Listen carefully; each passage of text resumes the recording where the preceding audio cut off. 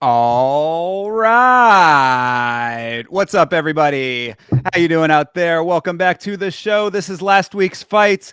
My name is Thinker St. James, and tonight we are going to be going over each and every fight from UFC Fight Night, Cannonier versus Rodrigues, taking a look at UFC Seattle and all the craziness surrounding that event, and touching a little bit on the GFL and some of the fights that they have just announced. And to do all of that with me, back from the dead, he ran away from the podcast like Yusuf Zalal, but he is back. Chase Parton, how you doing, brother?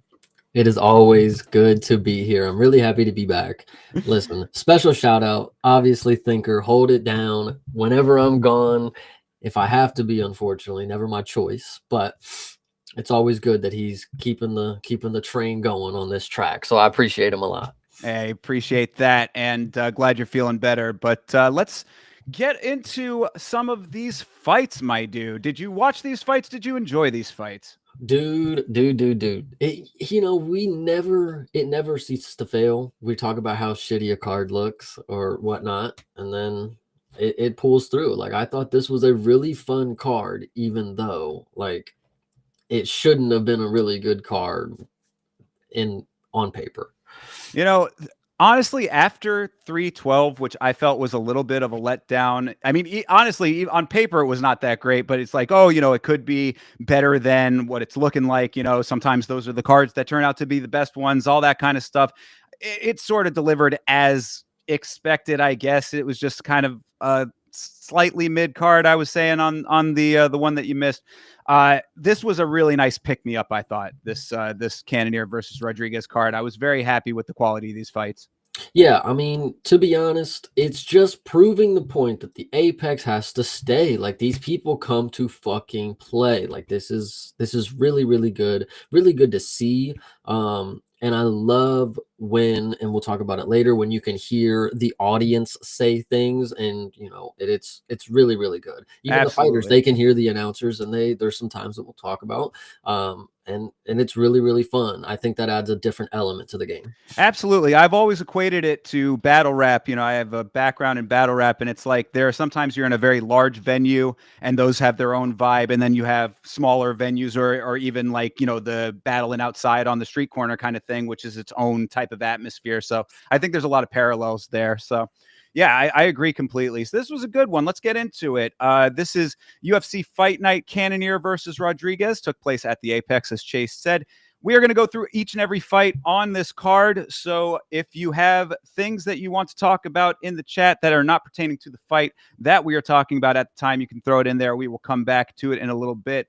And shout out to everybody who is already here. Got a packed house already. Anakin, Larry, John Dong, Toby, all the people. That's still North. Let's go. Shout out my North. man. Let's go, everybody. Much appreciated for everybody checking in with us. So let's get into these fights already. How about it?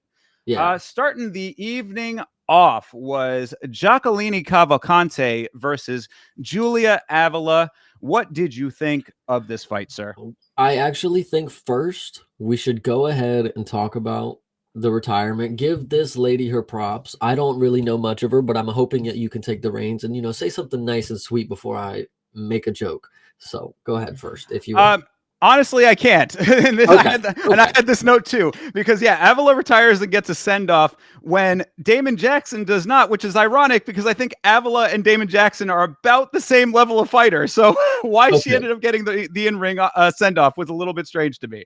Yeah, well, shout out her. I mean, I don't know much about her. The only thing that I could think of, and it was very funny, nobody in the Discord because they're all too young and I guess did not grow up watching Seinfeld, but this was Elaine. I think that's her name. I don't watch Seinfeld, obviously, but this was her. And I made the joke so many times and nobody wanted to laugh, but she came in there and just like she got whooped. And it sucks because I remember about halfway through the first round, I thought, why did they give Cavalcante a fighter who's gonna just stand in front of her and get punished again? Like, Right. why are we not seeing competition being elevated? Like a minus 950 is really nice. You're 9-1, but it's like, where's the wrestling? Where's somebody who's gonna grapple with you? Like that's actually gonna be successful. Like, it's just, I don't know. It kind of was annoying because in this fighter, honestly, she did a better job than somebody we'll talk about later on the card, but Cavalcante does have this elusive style where she plays the outside and she does it very well against somebody who just walks forward and eats punches. Like that's basically what I'm seeing right now. So until she gets a grappler against her,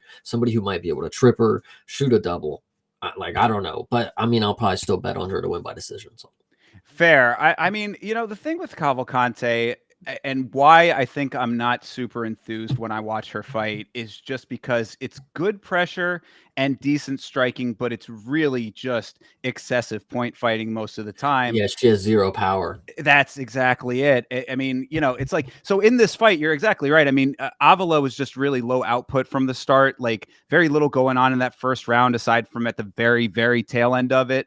I mean, decent exchanges in the second, or at least that one where Avila kicks, Cavalcante catches the kick and then lands that shot that opened up Avila, which she was bleeding pretty decently after that one. Avila ends up getting the takedown after catching the single leg and bleeding out onto her. That was a pretty decent like show of grit there, but like overall it was like little spurts of grit intermingled with what we were just talking about, and that's why it's just like I didn't really feel like I don't get that feeling of like, oh, this is next up when I watch Cavalcante. Yeah, and like Anakin just said, her last two fights went to split decision, which is not a good sign for somebody who always goes to the bell because you're not even getting certain absolute W's there. So in the Right. future, people are gonna maybe be able to exploit something enough where they edge it. But honestly, it's just a really bad look when you see a woman who comes out with gray hair and like you honestly have hope or something. Like I don't know.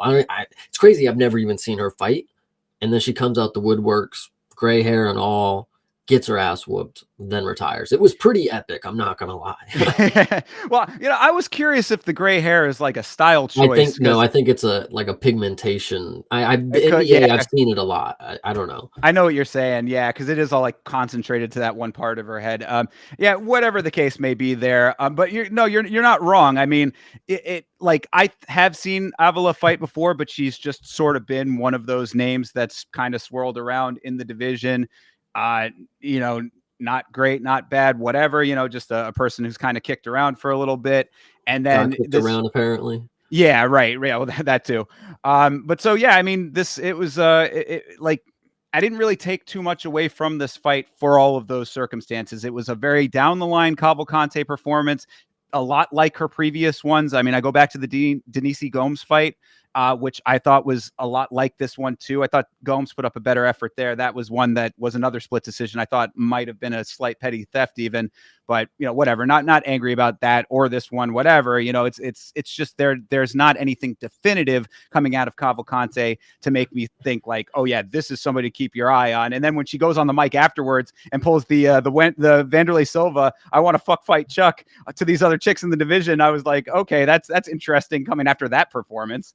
Yeah, well, and there's actually parallels in this performance and then somebody else later in the card that we'll talk about on that note. But yeah, the point that I wanted to make before moving on, I think, is that again, we'll talk about another fight later, but these women on this card, other than Jacqueline Cavalcante, and she obviously didn't show the full extent of her abilities kind of deal. She didn't look as good as she normally could, but these women were very bad. Like, these are probably two of the worst, like, and we'll talk about her later, but Julia is probably one of the worst female fighters that I think I've seen. I know it's probably like a circumstances thing, and I know the image, and but that's the lasting effect that she left. And I think she did better than the one. Again, we will talk about her later.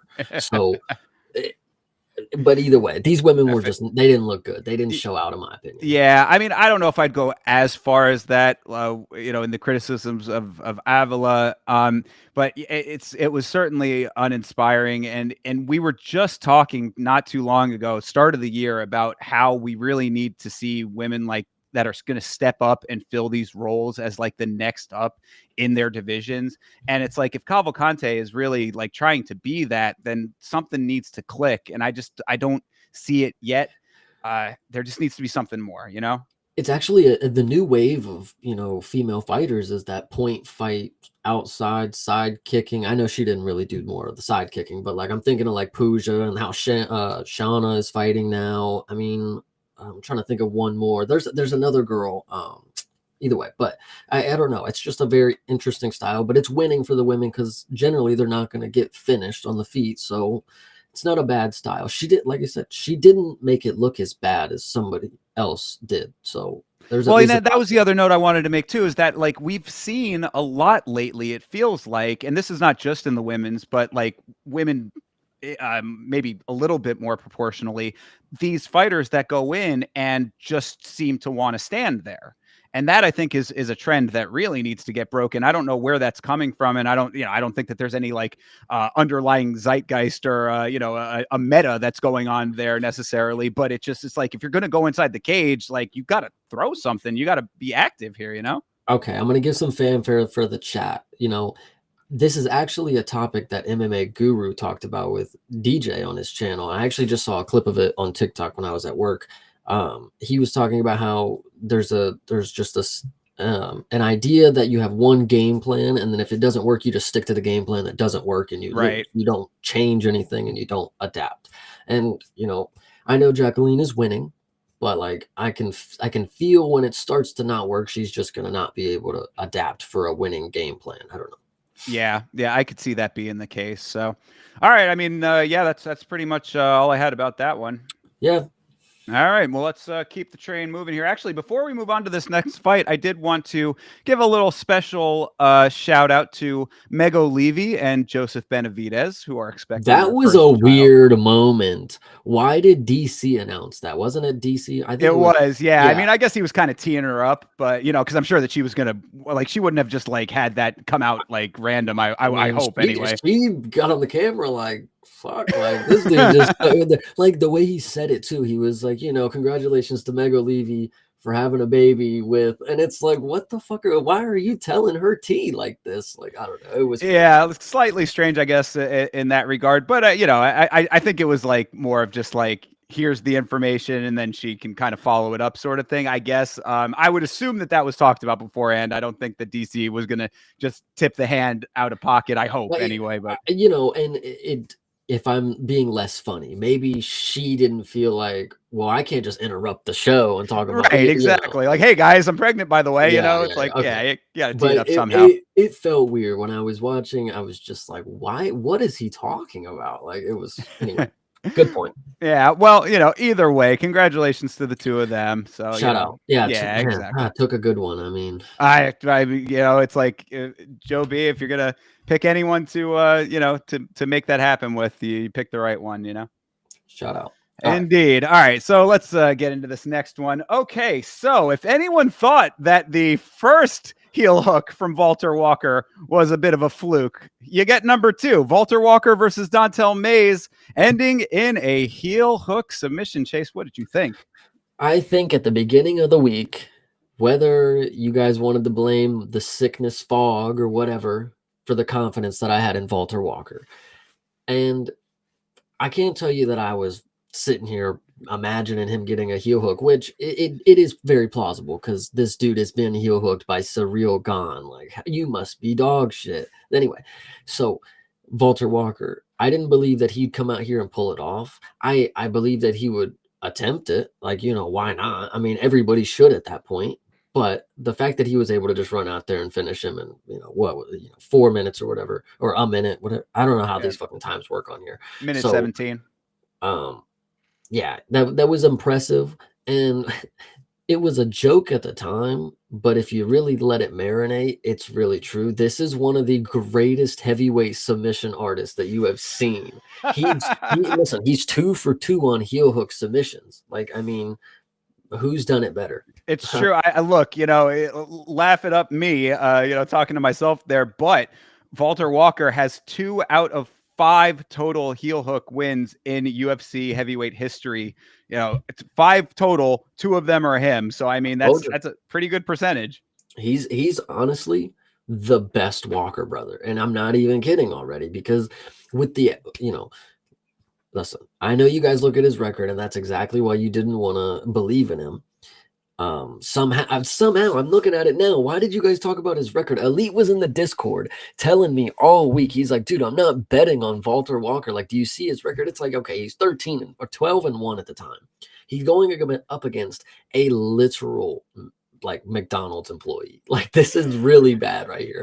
And dude, it's bad because Marcel Dorf, the dude who does like all the roster breakdowns or fight breakdowns, he said not to be that guy, but who ranked Dontel Mays? And like, if that dude is saying something about the performance or about the rankings, it's like you must have done something. And I can tell you what it was: fall to the ground and not have any ability to like get out of a heel hook. I don't know. Maybe that is secretly the heavyweights, like, kryptonite, because the common thing, you'd have to swing your leg over and like roll around kind of deal. I guess they just don't have that rolling and moving the leg over ability. I don't know. Maybe Walter Tafa is tried to, Tafa tried it and ended up having to cry out in pain, that verbal submission there. But you do bring up an interesting point with that, because it's like, so Mays was not ranked anymore.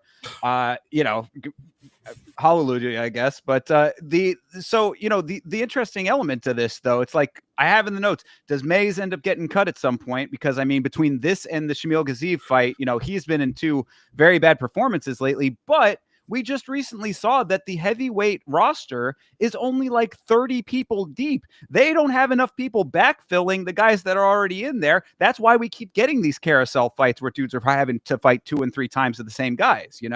Is tough this season heavyweights? It is not. I looked into that as well. I'm glad you brought that up. Yes, I thought the same thing. I was like, oh, you have tough coming in. At least you can get a couple guys off that. No, it's like it's welterweights, and I forget what the other division is, but it's not heavyweights. So yeah, I don't know where, like, they're trying with Talashin Teixeira. Obviously, he just got a nice win there, so that's good. That helps out a little bit. But like, they are not able to keep the demand, to supply the demand that we need for heavyweights right now. This division is in turmoil. I'm telling you, Dana is calling our bluff. I know it's Monday, so we probably would have seen the cuts if they would have happened by now. Dana normally he writes it the first fucking day of the week when he gets in the office.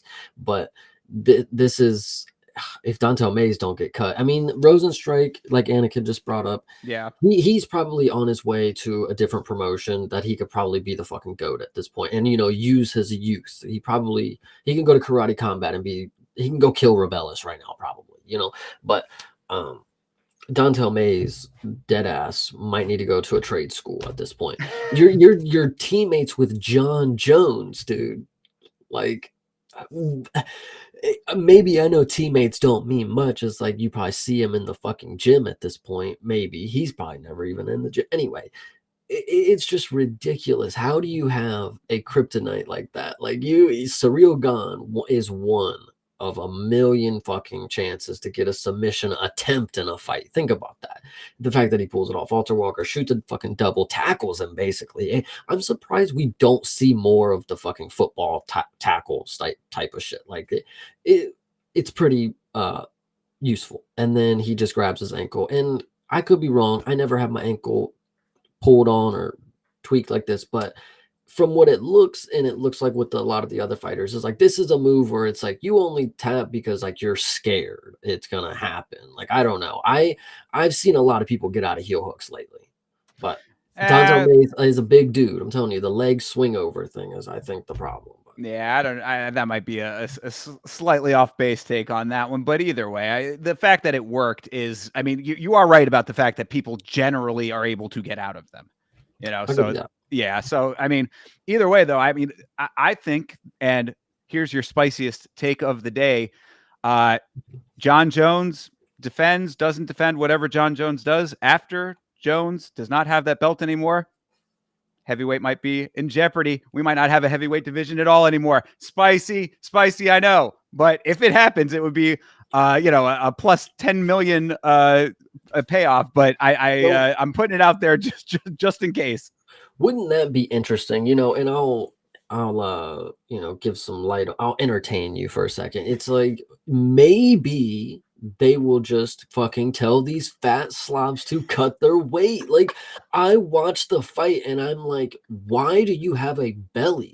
Like what did you have a camp? Like I don't know how it goes, but it's like if you even attempted to cut, it's like you would look good. It's like you're not attempting to cut because like you don't have to really make weight. Like you can just float around that weight. And Right. and it's ridiculous that you're going through camp and like you're not getting shredded. Like how are you not like in the game? Like, Derek Lewis came out with a six-pack at one point. It might have been painted on, but he tried. Like, so I don't know. Yeah, I mean, I don't think it's actually going to happen, but it would be. I That'd mean, be like fun. we're really the only reason I say that is just to say that like even the fact that could ever be a plausible thought in anyone's mind tells you all you need to know about the state of heavyweight currently. You know what I mean? Yeah, I So get you. So yeah, I mean, hopefully Tuesday morning we'll see Dontel May's name pop up on the roster watch. But until then, we may get another stinky performance from him. and like I said, I mean, there's only 30 or so anyway. So if he sticks around, it also would not be super surprising. But then again, as Chat was saying, we saw Rosenstruik get cut, and the other dude from that same card that was also a heavyweight. So To be uh, fair, though, what's 29? What's 30? I mean, there's no difference right there at that point. But yeah, I don't know. It's an interesting time, to be honest. I like it though. It's kind of Wild West in the UFC. Fuck it, get it people in and out if they're not going to compete. for sure, and really continue to supply the demand. I hope that this season of the Contender Series has a whole hell of a lot of heavyweights on it because we damn well need it. Yeah, that was actually that was the next point after the tough thing. Is hopefully, but we need to talk about this one. I like Yeah, I say let's keep rolling here. We got Vince Morales versus Elijah Smith. This was a really entertaining fight here. I enjoyed this one. this right here. You can't always know what a person is going to fight like, and when you have never seen them, right? And you look at the records, and obviously you can go fucking rewatch. But I'm a G. I don't do that anyway. So when it comes to Vince Morales, I did not know how big of a fan that this dude was going to make me. And it's because you can put on a performance that makes you want to fucking watch. This dude at no point, and absolutely up until the bell, the last 2 seconds, whatever you want to say, he had me worried that he could finish the fight. That's how good this dude is. I know I said it in the Discord, and I want to actually this dude is probably one of the more elite grapplers that I think I've seen. When it comes to submission attempts, I know it's an attempt, but these were pretty damn good attempts. Like dude was gurgling for a couple of them. So that being said, Vince Morales, you are a fucking dog. And actually, to the point earlier about the commentary crew, how you can, hear the fighters can hear him. They talked about his red hair and he pointed at him right when they said it. I don't know if you caught that. It was a really funny moment. Vince Morales is just a G. Elijah Smith, let me go on this rant too. You were the guy that I knew could get it done. Your dad's the coach. He was in the UFC. He knows what to do. He knows what not to do. And you put on an impressive performance. You also had this style of counter punching majority of the time and backing up and waiting to find your moment. Maybe that's more Vince Morales pressure. I think that was great. But Elijah Smith, one of the better prospects that we have right now, because one, his striking is very, very fucking good. Not only powerful, but fast. I mean, in the first round, he sat Vince. He didn't sit him down, but he put him back in the chair a little bit with a good uppercut. And then Also cut him open in the third round, which was impressive. He does mix in the elbows and the knees. Very, very agile. And he has great submission defense. It looks like he can survive any sub. I don't know. And it was pretty crazy. That last one, not gonna lie, if the bell wouldn't have been right there, he probably would have got stopped. That was a pretty lethal choke from behind. Like, dude, Vince Morales thought he was shaft caught, dude. Like he was about to rip his head off. If this didn't get a bonus, we didn't see, but this definitely deserved a fight of the night right here. This was fucking good. Okay, now go ahead. Sorry. Yeah, no, absolutely. I mean, really, you're taking a lot of the words out of my mouth. I mean, really, this was an absolutely great fight. It was a really great showcase of Elijah Smith coming into the organization off the Contender Series. What I noticed about him off the bat was that he has very measured power, which is very rare for a guy his age, 22 years old. I mean, this kid is exactly.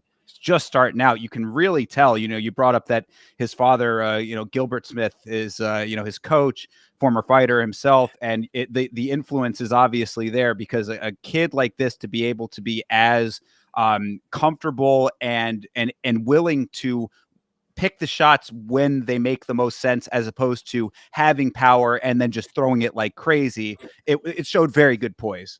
I think what is important to know, and I want to actually put this on the table because this is going to be key in my opinion. I just thought about it. This is the Apex, and you can even rewatching this fight, because I had to rewatch this. I had to show my dad this one. You can hear throughout the fight, Gilbert Smith is not just a good coach, of course, but he's a very vocal coach. And so he basically, and this is credit to the father-son connection. It's like whatever he said, Elijah Smith did it, and any of the sub, when he got the Darcy, lay flat, chest big, Elijah Smith was on it. I think, and this is hot, if we don't see him in the Apex at some point, and he's not able to get the vocals down and be able to hear it correctly, because it's going to be loud in Iowa, of course not, but it might be a factor. Elijah Smith is, and I think good comparison, John Jones. I've always heard that he does really good with what the coaching says. I know I ain't never fucking seen it myself, but I remember on some podcasts, some TikTok clips or somebody was talking about it. But either way, Elijah Smith, really fucking good prospect. And what'd you say, 22? Really? Yeah, I believe so. Yeah, really fucking good. Yeah, absolutely. So, I mean, one thing, speaking to the age and his newness to the sport, when he took that nut shot in the first round, he reacted to it very, very heavily. And we were talking about it on the watch along, and I think it makes sense to say it's interesting. I mean, look, it was a direct shot. We've seen people take some pretty bad shots before. Of course, everyone's going to be slightly different, depending on where it hits, how it hits, all that kind of stuff. But he went down very, very hard and was, he's slamming his fist on the ground. I mean, he took, a good amount of time. And what I was saying is, he's so early in his career, he probably hasn't faced many of those. You know what I mean? It's like, it's kind of an interesting thing to think about, that he's that young in the sport and just in his life, that he probably has not had that much experience with that type of a foul. So, good to see him able to work through it and get back into full form thereafter. But just an interesting note there, about like him being so early in his journey here and to be this good. It all kind of ties into one another. He did end up poking Vince in the eye after that to kind of even the fouls out, but it is what it is, I guess, on that one. Aside from that, I mean, I think really you hit most of the points. He had a really nice pickup and drop in the second round. Some good exchanges on the ground from both of those guys. Like you said, his defense is really, really sharp, Elijah Smith, but Morales was really taking it to him. Almost had the Darcy. I'm kind of amazed that one didn't seal the deal. And then, like you said, at the end of the fight, that bulldog choke was, I mean, if it had gone on for a little bit longer, that could have very well been it as well. So one note that I did have because of all of that was that Smith does need to be a little bit careful with the showboating and the cockiness. He's a young guy. A lot of times they start getting ahead in the fight, start feeling themselves. It can kind of get away from you a little bit. You start getting a little overconfident. I just think that he should keep that a little bit in check. He didn't go overboard. I'm not trying to say that he's out there fucking breakdancing or anything like that, but just in general, tamp it down a little bit. Make sure that you fight the fight all the way up until the end so that you get your win, because you don't want to end up in a bulldog choke with 30 seconds on the clock as opposed to 10.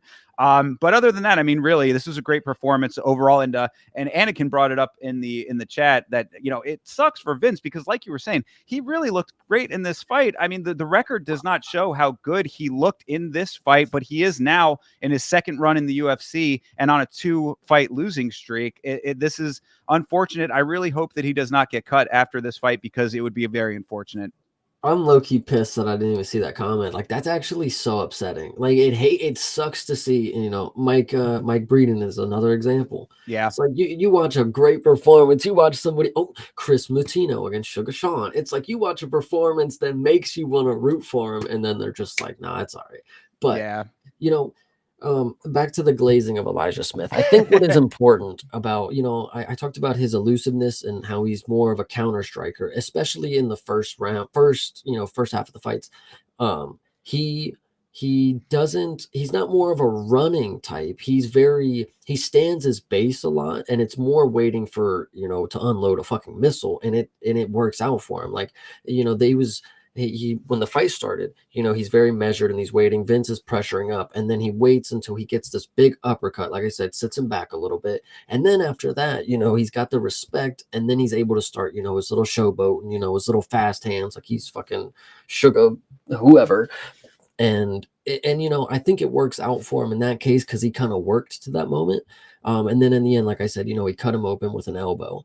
But what I will say, and again, Vince Morales is just that fucking dude when it comes to subs, apparently. But Elijah Smith is like, I don't know if you want to call it a gamble, but like he leaves his neck just out there for everything, I guess. Like, how do you get, listen, 3 sub attempts and they were all on your neck, dude? It's like, I don't know. Like, I know he got out of them, but yeah, still learning, you know, still getting his True. footing and all that. And that's why, like I was saying about the showboating stuff, it's really not like over the top. I mean, you know, because there are some guys who in that same position, like you said, especially right after the uppercut, which was very nice, and I'm pretty sure it broke Morales' nose. I mean, it was. I think it was I think the nose did break, but then yeah, he like cut him at I don't know where the cut was, but I think it might have been the nose too. But yeah, he definitely broke something. Either way, good amount of leakage because of it. But, you know, so I mean, like, yeah, obviously after a shot like that, you know, you're going to be feeling yourself. So it's just keeping a little bit measured and making sure that you're, you know, navigating the fight accordingly, because like I had said, you know, you end up in a bulldog choke thereafter. Fight can still end, you know, in a million different ways. There's a million ways to lose a fight. I actually said this at the time that it happened, because I did, of course, you know, have Elijah Smith by decision. But if I would have had money on Vince Morales, I probably would have been arguing this. This was a really close fight. Like, if I don't know, I can't really tell you which fights or which rounds necessarily he would have won, but like they were all close enough where I would have figured some robbery could have happened. But this was a really, really good fight. And I think maybe I'll bring it up on this fight. It's like, we haven't seen a real like robbery in 2025 yet. Like, there hasn't been one that's been like, oh, that was wrong. You know, I think they've all been really good calls. And this one, as a coin flip coming in kind of deal, like this was a good fight. So I just loved it. Yeah, same here. Really good to see, especially out of the gate with Elijah Smith just making his debut. So hopefully the start of some good things for him going forward. Yeah, and R.I.P. Morales, man. You were loved, bro. I'm not gonna lie. I mean, well, you know, let's not speak too soon. Hopefully, he'll get one more shot to, you know, to stick around and do that exact same thing again, and hopefully get a win and continue on. But Morales would be another one of those guys that another organization would do well to take him for sure. You know, 100%. So we'll see what happens there. But all right, let's move on here. This was a kind of a crazy one. Gabriel Bonfim, one of 2 Bonfims on the card. This is Gabriel Bonfim versus Chaos Williams. What'd you think of this one? Well, I think first off, I'll state that maybe we remember Chaos Williams looking good because this Carlson Harris? Yeah, that old man that he beat up on the last fight, and it was an early stoppage kind of deal, I believe. I could be wrong, but Chaos Williams, dude, this guy, whoever told me to believe in a knockout from this guy, no, oh my goodness, it's actually really bad. I rewatched this one again. I showed my dad, and I didn't remember how many just wild hooks he throws. Like, he just fights like he's on a shipping yard. It's crazy. And then Bonfim, of course, he had a very good, intelligent matchup. and this was really easy for him, to be honest. And then he fucking chokes him out at the end of the fucking second. Like it was crazy because look, there, 4 minutes and 58 seconds or whatever. Like I was thinking, we just saw last round, or last fight we just saw a dude didn't tap to the bell or whatever, and then he let the fight in. I thought we were gonna get there because I think I had Bonfim by decision and I had him by sub in a different one. But either way, Chaos Williams, I think it was Toby who made me believe in you. But yeah, head to Arby's. Shit's crazy. I mean, I've seen better out of Chaos Williams for sure in previous performances, but like all of the criticisms that you're kind of leveling here are somewhat accurate in this display. I mean, like you were saying about the looping shots. I mean, dude, he did it a little bit in the first round. First round was kind of slow in general. Not much going on. I mean, there was some good movement and a few taps from Bonfim, but the one takedown, whatever.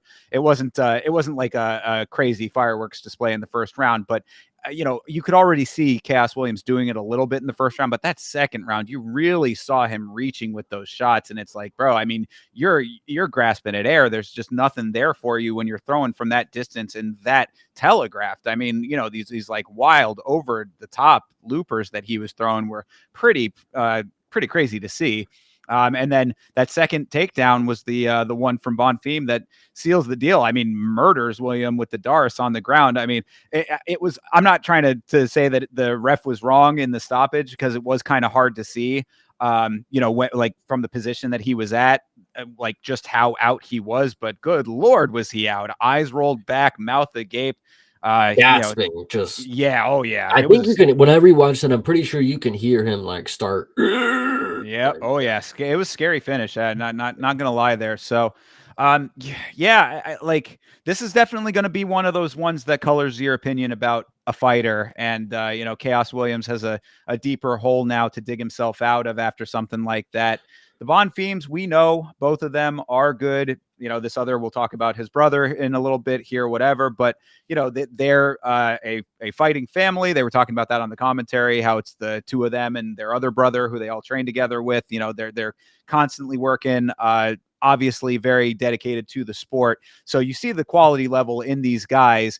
And that's the kind of thing you're going to get on the other side of that, especially when you're fighting the way that Chaos Williams was. So it's just unfortunate because I know that there has been better from him, but now Chaos Williams has been on the other side of two very, very highlight worthy finishes. The other one being, of course, the Joaquin Buckley mule kick knockout. So yeah. Oh, I didn't even. Oh, yes. Yeah, nice. Yeah. Well, interesting. Yeah, you're getting a highlight reel, buddy. You're getting it filled up there. But Bonfim, I will note, he has really good low kicks. Not only did he didn't feel like he was spamming him. There was times where he loaded up like 2 or 3 of them, which was good. It's like he started limping and the dude's fucking hobbling now. Hey, go for it. But yeah, I mean, that's a really good weapon that he just kind of has in his back pocket. I'm trying to think, like his striking. He has a really Also say sorry. I just wanted to say I think it might have been Impa Kasanganai who might have been the one on the end of the mule kick. By the way, sorry, I might be wrong about that one. Mohawk, wasn't it? Yeah, I think that might have been him. But okay. Either way, sorry about that. But no. I mean, go ahead. I didn't mean to. Yeah, no, you're fine. Good that we clarified. But yeah, I think that the leg kicks is Bonfim's one of his better weapons. Obviously, his grappling. The submission. I want to know also when I rewatched it, I forgot at the end of the first round, Bonfim didn't fucking let go of the choke. So that was weird. And then going into the second round, it seemed like he was like more willing to like let go of the lifeless body at that point, kind of deal. So. Felt him go limp, probably. I mean, that's kind of what it felt like. But this was a crazy finish. Shout out to Khalil's #1 fan. He definitely had the submission pick on this one. I'll give it to him. Yeah, absolutely. And good win for Bonfim there. Unlike his brother, who we'll talk about in a little bit. But before we do that, let's move on to Rafael Estevam versus Jesus Aguilar. Yeah, I mean, I like the little waves that Aguilar had in his hair. I thought that was a kind of a cool choice. Listen, I honestly don't have too much to say about Estevam. Like, okay, great win. It was very solid. But I feel like, and maybe this is the WWE underdog story. I mean, it's like Jesus Aguilar, man, this guy here, I felt it. I felt that this guy knows what to do with my money on the line. And so at the last moment, I said, Jesus can do this. I feel like he's just going to stand and bang and he's going to knock him out, right? This was a long shot.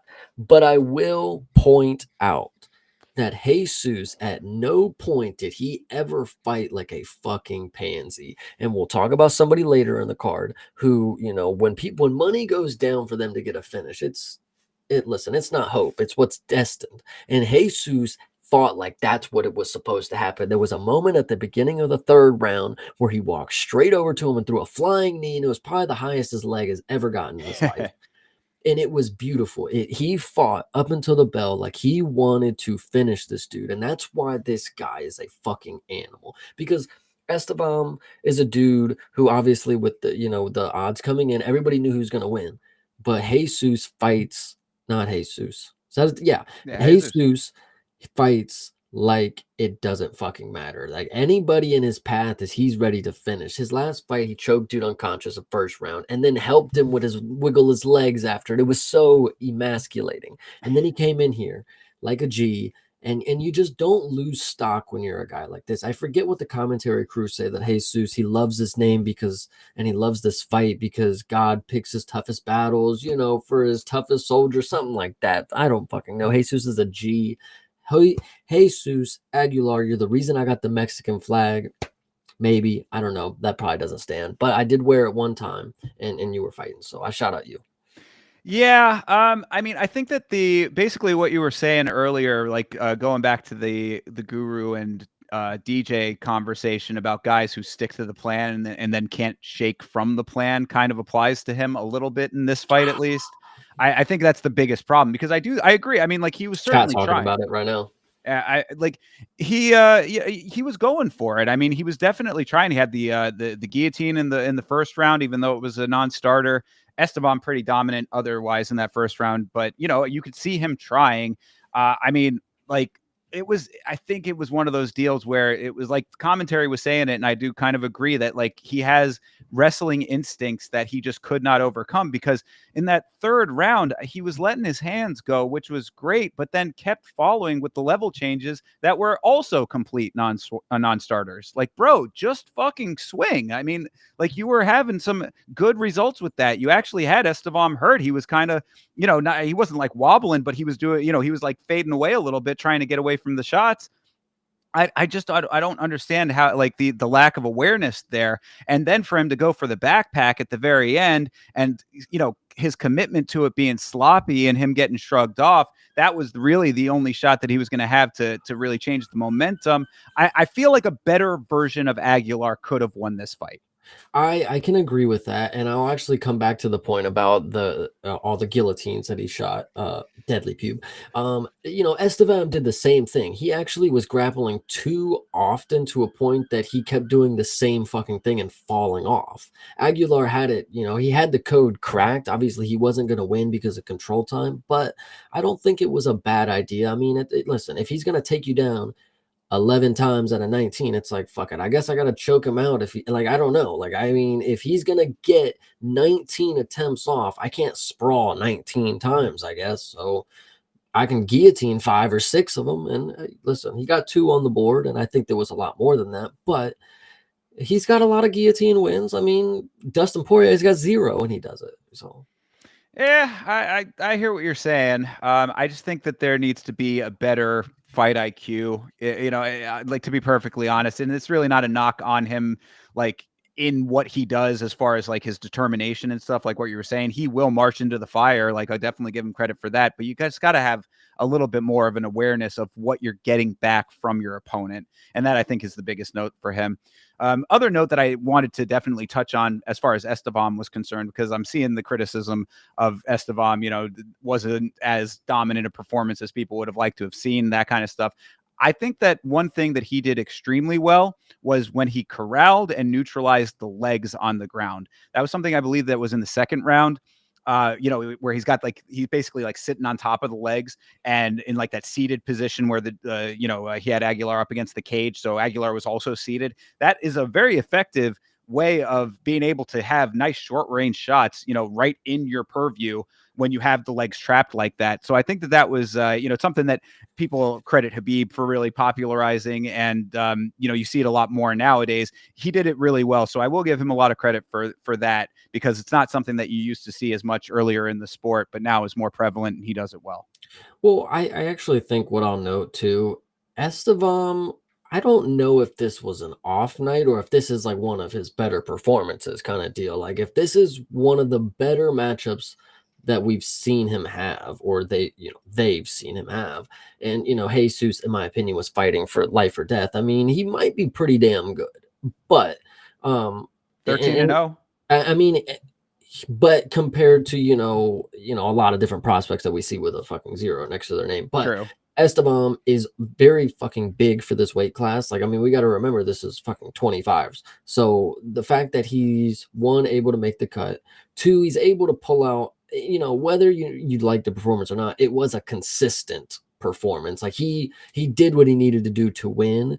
Didn't maybe look all that, hopeful that this is like the next guy, but like it was a very consistent performance. I guess that's what I'll say. Is he just pulled out an average win for the average undefeated prospect. I mean, shout out to him for being the first of the year, but like I mean, whatever.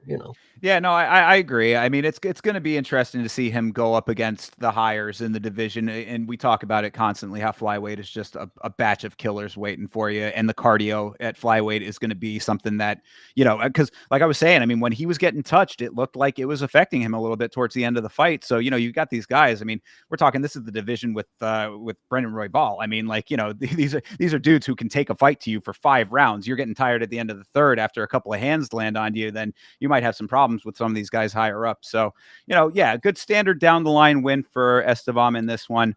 Going forward, we'll have to see what happens. Yeah, actually, I'll actually make one more note is, although he did shoot 19 takedowns, he did maybe, in my recollection, it didn't feel like it. So, I mean, that's something. It didn't feel like he was just like, Marab style, just shoot after shoot after shoot, kind of deal, or any other wrestler that you want to talk about. But like, it felt like he naturally was getting good shot attempts, like at least in my memory. I didn't rewatch this one, unfortunately. Yeah, no, I mean, yeah, I would say that that's accurate. I mean, it was because it was a two-way fight. I mean, it really was. That's why I said that. Like, I feel like a better version of Aguilar could have won this one, because he was doing a lot of the things that you would have wanted to see. It was just not always at the appropriate time and not appropriate for what he was getting back. And that's where the fight IQ stuff comes in. Yeah, true. I get you there. And who knows? Esteban, he might pull off a better performance. And Jesus just might be a tough opponent. I was betting that, unfortunately, Jesus would not get finished. That's what I was betting. I figured Esteban was going to win by decision. So, Jesus, shout out you for making a really good performance. There you go. Yeah, absolutely it was. And I'm sure Aguilar has the potential to come back and get his win. So we'll see. I mean, we're talking about the chat here. We're just talking about honestly cut him. Like, that's just ridiculous. I mean, that's hyperbolic. He doesn't need to be cut after something like that. Now, talking about people who need to be cut. All right, let's move on to Angela Hill versus Ketlin Sosa. Before we go too deep, Chase, why do I do this to myself? Why do I ever? How many times on this very show have I said never bet on an Angela Hill fight? Have I said that maybe 100 times? It might be around 100. I don't understand. Yeah, you definitely have, and you've tried to save the city folk from doing the same thing. And honestly, I was ready to prove the stereotype wrong on Saturday. I knew Angela Hill was going to get this one done. Although once I saw what's her face retire, I said, oof, maybe it's a retirement night. Maybe she's not going to go out here and get a dub. But I brought it over your head earlier, and now we're going to reel it back in. The worst fighter in the female department is this bitch, Caitlin Souza. Oh my God. Oh my God. I'm honestly appalled at what I saw. Like, now she did absolutely nothing. Like, I don't know about this, man. I think I might be feeling other ways on this one, my man. You can't be serious. I'm serious. No, because like it's the fact that Angela split Hill, decision. Angela Overkill Hill, right? She, I First just, round, I can give this to you, but all right, I'm sorry. I don't mean to keep interrupting. Go no, ahead. no, no. You're actually not interrupting me because this performance, like I had Angela Hill by decision, but when I'm watching it, I'm witnessing somebody who is 18 and 14 put the fucking work to you, like a 40-year-old woman, like, and then Caitlyn does nothing. Like it just does nothing. Just stands there, gets beat up. And it looked a little worse because Angela was wearing the damage more. But that first round, she got ate up by knees for like 2 fucking minutes. Like and it was absolutely insane because I was like, oh shit, now we're not gonna get a fucking decision from Angela Hill. She's gonna actually finish her from the body TKO because she just kept ripping the knees to the fucking body. And then Caitlyn kept trying to mimic her. She would get the knees, she would get like four. Angela Hill would just like rip like four, and then she'd try to swing one up there and miss. And then, oh god, this performance, dude. Oh my gosh, like All talk right. about people who need to be cut. Has she been in the UFC long? Because if we can right the wrong. Like Oh, we can. she's been a little Okay, bit, she's but I had a mean, good run. She's good yeah. enough. No, Shit. all right. Well, let me jump in here, okay? So, first round, I will accept this analysis. All right, good pressure from Angela Hill in the first round, like you were saying, the knees, really like the knees to the body. She threw a couple of those that were really good, secured the takedown, which is somewhat rare. It was amazing to me that they had said that Angela Hill, after all of these fights, only recently had gotten her first submission ever. I was like, that is insanity, but okay, obviously she's improving a little bit in this regard. All good there. But in the second round, this is where your argument breaks down entirely because Souza's striking was clean and effective in that second round. She saw that she was down that first round, dropped the first round, want to say she was downloading the information, whatever the fuck you want to, justify that. You should never drop a round.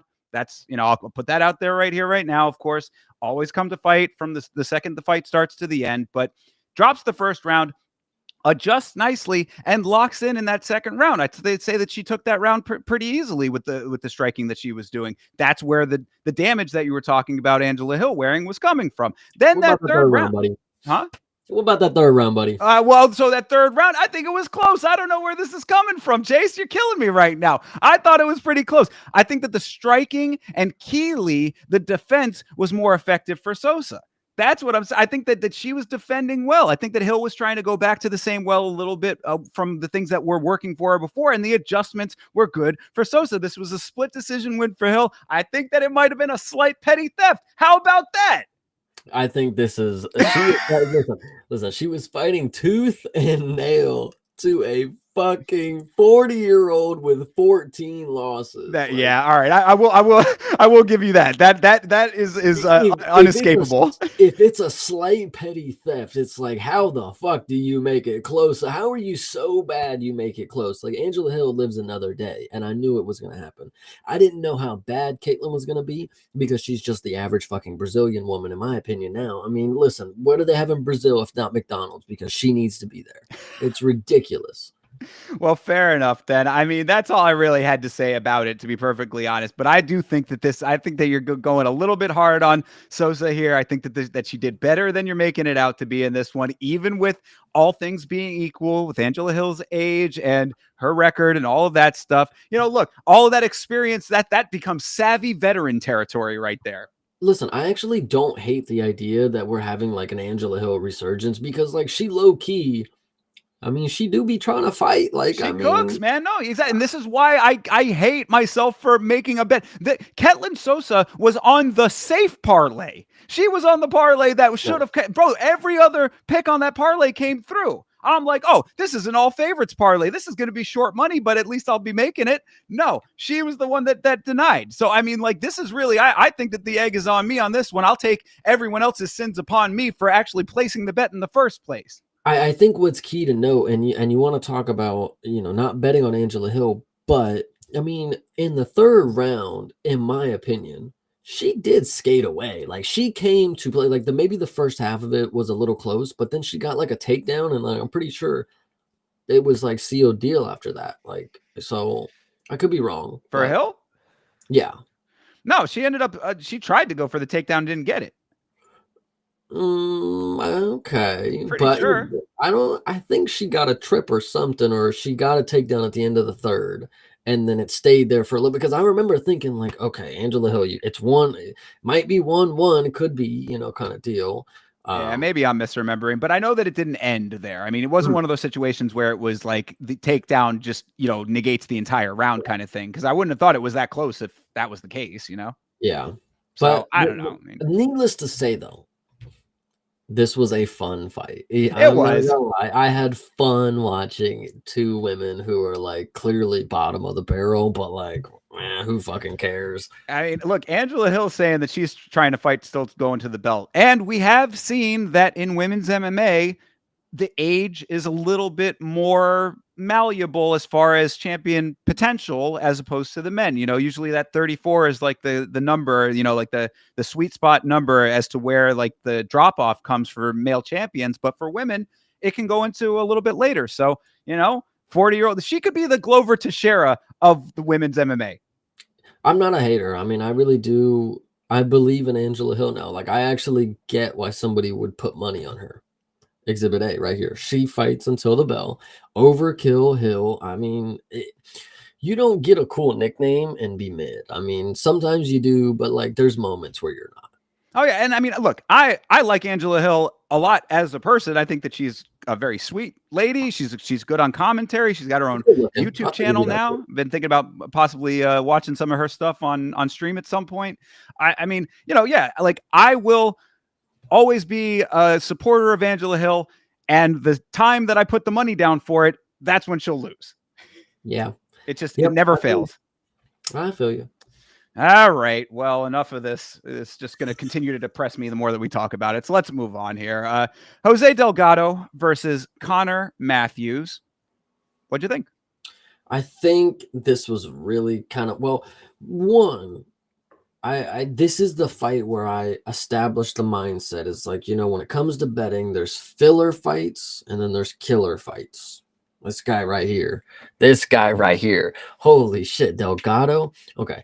The fact that Connor Matthews, and I want to bring this up because it is absolutely funny. The fact that he started his MMA career in his mom's basement was the story. Yep. I looked at this fight and thought, maybe this is going to be some type of hero for me. Like, we all start in the basement at some point. But no, Delgado is that fucking guy. Holy shit, is he that guy?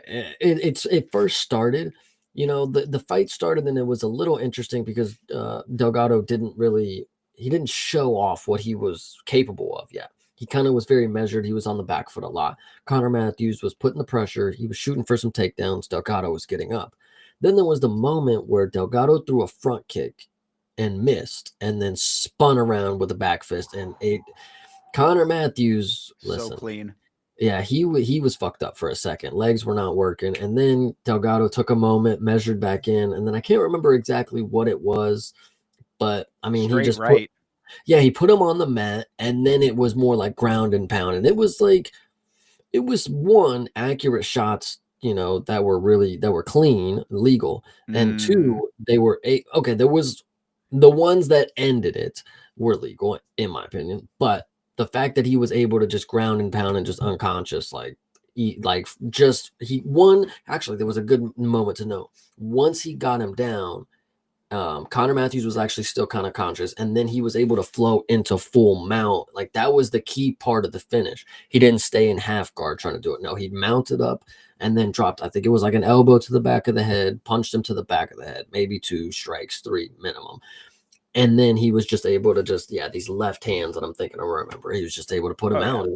It was crazy. Yeah, no, absolutely. I mean, so yeah, to break it down, this was exactly as you've just said, basically. I mean, like the defensive grappling from Delgado in the first round was impressive. I did want to note that, and like you were saying, he did have to get out of a couple of situations, which was good to see. I mean, this is it wasn't like I mean, it was quick. So first round, obviously, it was all in quick succession. But it was good to see that he didn't have to get tied up for too long. He got himself back to where he needed to be. That cracker of a spinning back fist. Holy fuck, dude, that thing was clean on. And yeah, the straight right that put him down was very, very impressive. At least a punch, a punch, and at least one of the elbows on the ground was definitely to the back of the head. I mean, got to call a spade on that one, because, you know, like looking back, especially when they played the replay, I'm not saying that he was doing it in a dirty way, obviously, but you're right. The adjustment was good. I mean, because he if he had been at a different angle, he would have been hitting at a different part of the head, which could have let the fight go on longer. So the adjustment was very key there to being able to get the finish, you know, with or without the shots that could have been slightly questionable. Sucks that there was a little bit there. Never like to see that be a part of an otherwise perfect equation, but it wasn't so egregious that it's like that's the story of the fight or anything like that. So yeah, this one, honestly, even though it was quick, it was a really good performance. Like you said, it was good to see that Delgado has the ability to get out of some grappling. Whether Connor Matthews is, you know, the elite grappler that can hold somebody down, that's a different story. You know, he had the instincts to, you know, get to his, you know, sit up and start crawling towards the cage and get his feet below him, whatever you want to say. And then on top of him being ginormous, he was able to just fucking put him down. Not only just with the striking, but then able to formulate a good idea of what to do once the fight hit the ground, kind of deal. For sure. Yeah, absolutely. I mean, you know, at the end of that thing, he's looking dead into the camera saying, I will be the best in the world. It's a good start to it. 100% finish rate remains unbroken for the guy. Jose Delgado might be him. Yeah, listen, I like him. Fuck it. Featherweight, Ilya, yeah, you're cooked. I got my God. Let's go. But on the other side of the equation, Anakin does bring up a good point. Back-to-back knockouts for Connor Matthews. What are you thinking there? I don't feel as bad for him as I do for Morales. I mean, if we want to talk about, you know, whatever, for Morales and Jesus, you know, I don't really care about Connor Matthews. He seemed like the type of dude that is just like here to get knocked out, and like I could see him in the next fucking couple months. Like he looks like another dude that I would see in the next couple 6 months is kind of the deal too. I mean, you know, it's the same, it's a similar name. It's like I'm not missing Jake Johnson, you know? Right. Like, Yeah. It's, you know, kind of jobber status is what it would seem like a little bit there. yeah, I get you. So, but yeah, hey, Jose Delgado, he's that guy right now. Got to watch out for. It sucks. I don't have more to say. I would love to see. I want to see more. Hopefully, like when I see performances like this, it's like, okay, let's get contract negotiation for the next fucking fight. Let's go. Right. Like, Yeah. Like, quick turnaround. There's no reason for you to be 9-1 and like now you want to start fucking taking vacations after fights. Like, you know, get you fucking going. Like, yeah, no, and I mean honestly, you know, usually with a knockout this quick, you'd say, oh well, you know, we didn't get to see a whole lot of his full skill set, and that is still true to an extent here. But we did see the defensive grappling that I was talking about a little bit ago. So I mean, it's like we did see a little bit of it. You know, there's obviously a little well-roundedness. We just need to see it against a guy who's not going to be Connor Matthews. True. So yeah, we'll see what is next for Mr. Delgado, but the road is looking bright so far. Moving on to Rodolfo Vieira and Andre Petroski. Yeah, this was pretty much well, I mean, I wouldn't say it was a standard Petroski performance because it was on the feet, which was, you know, they were saying it on commentary that, you know, a lot of times when you have two high-level ground game specialists that often they will try to kickbox with each other. So that was definitely on display here. It was a striker's affair, but I don't know. What'd you think?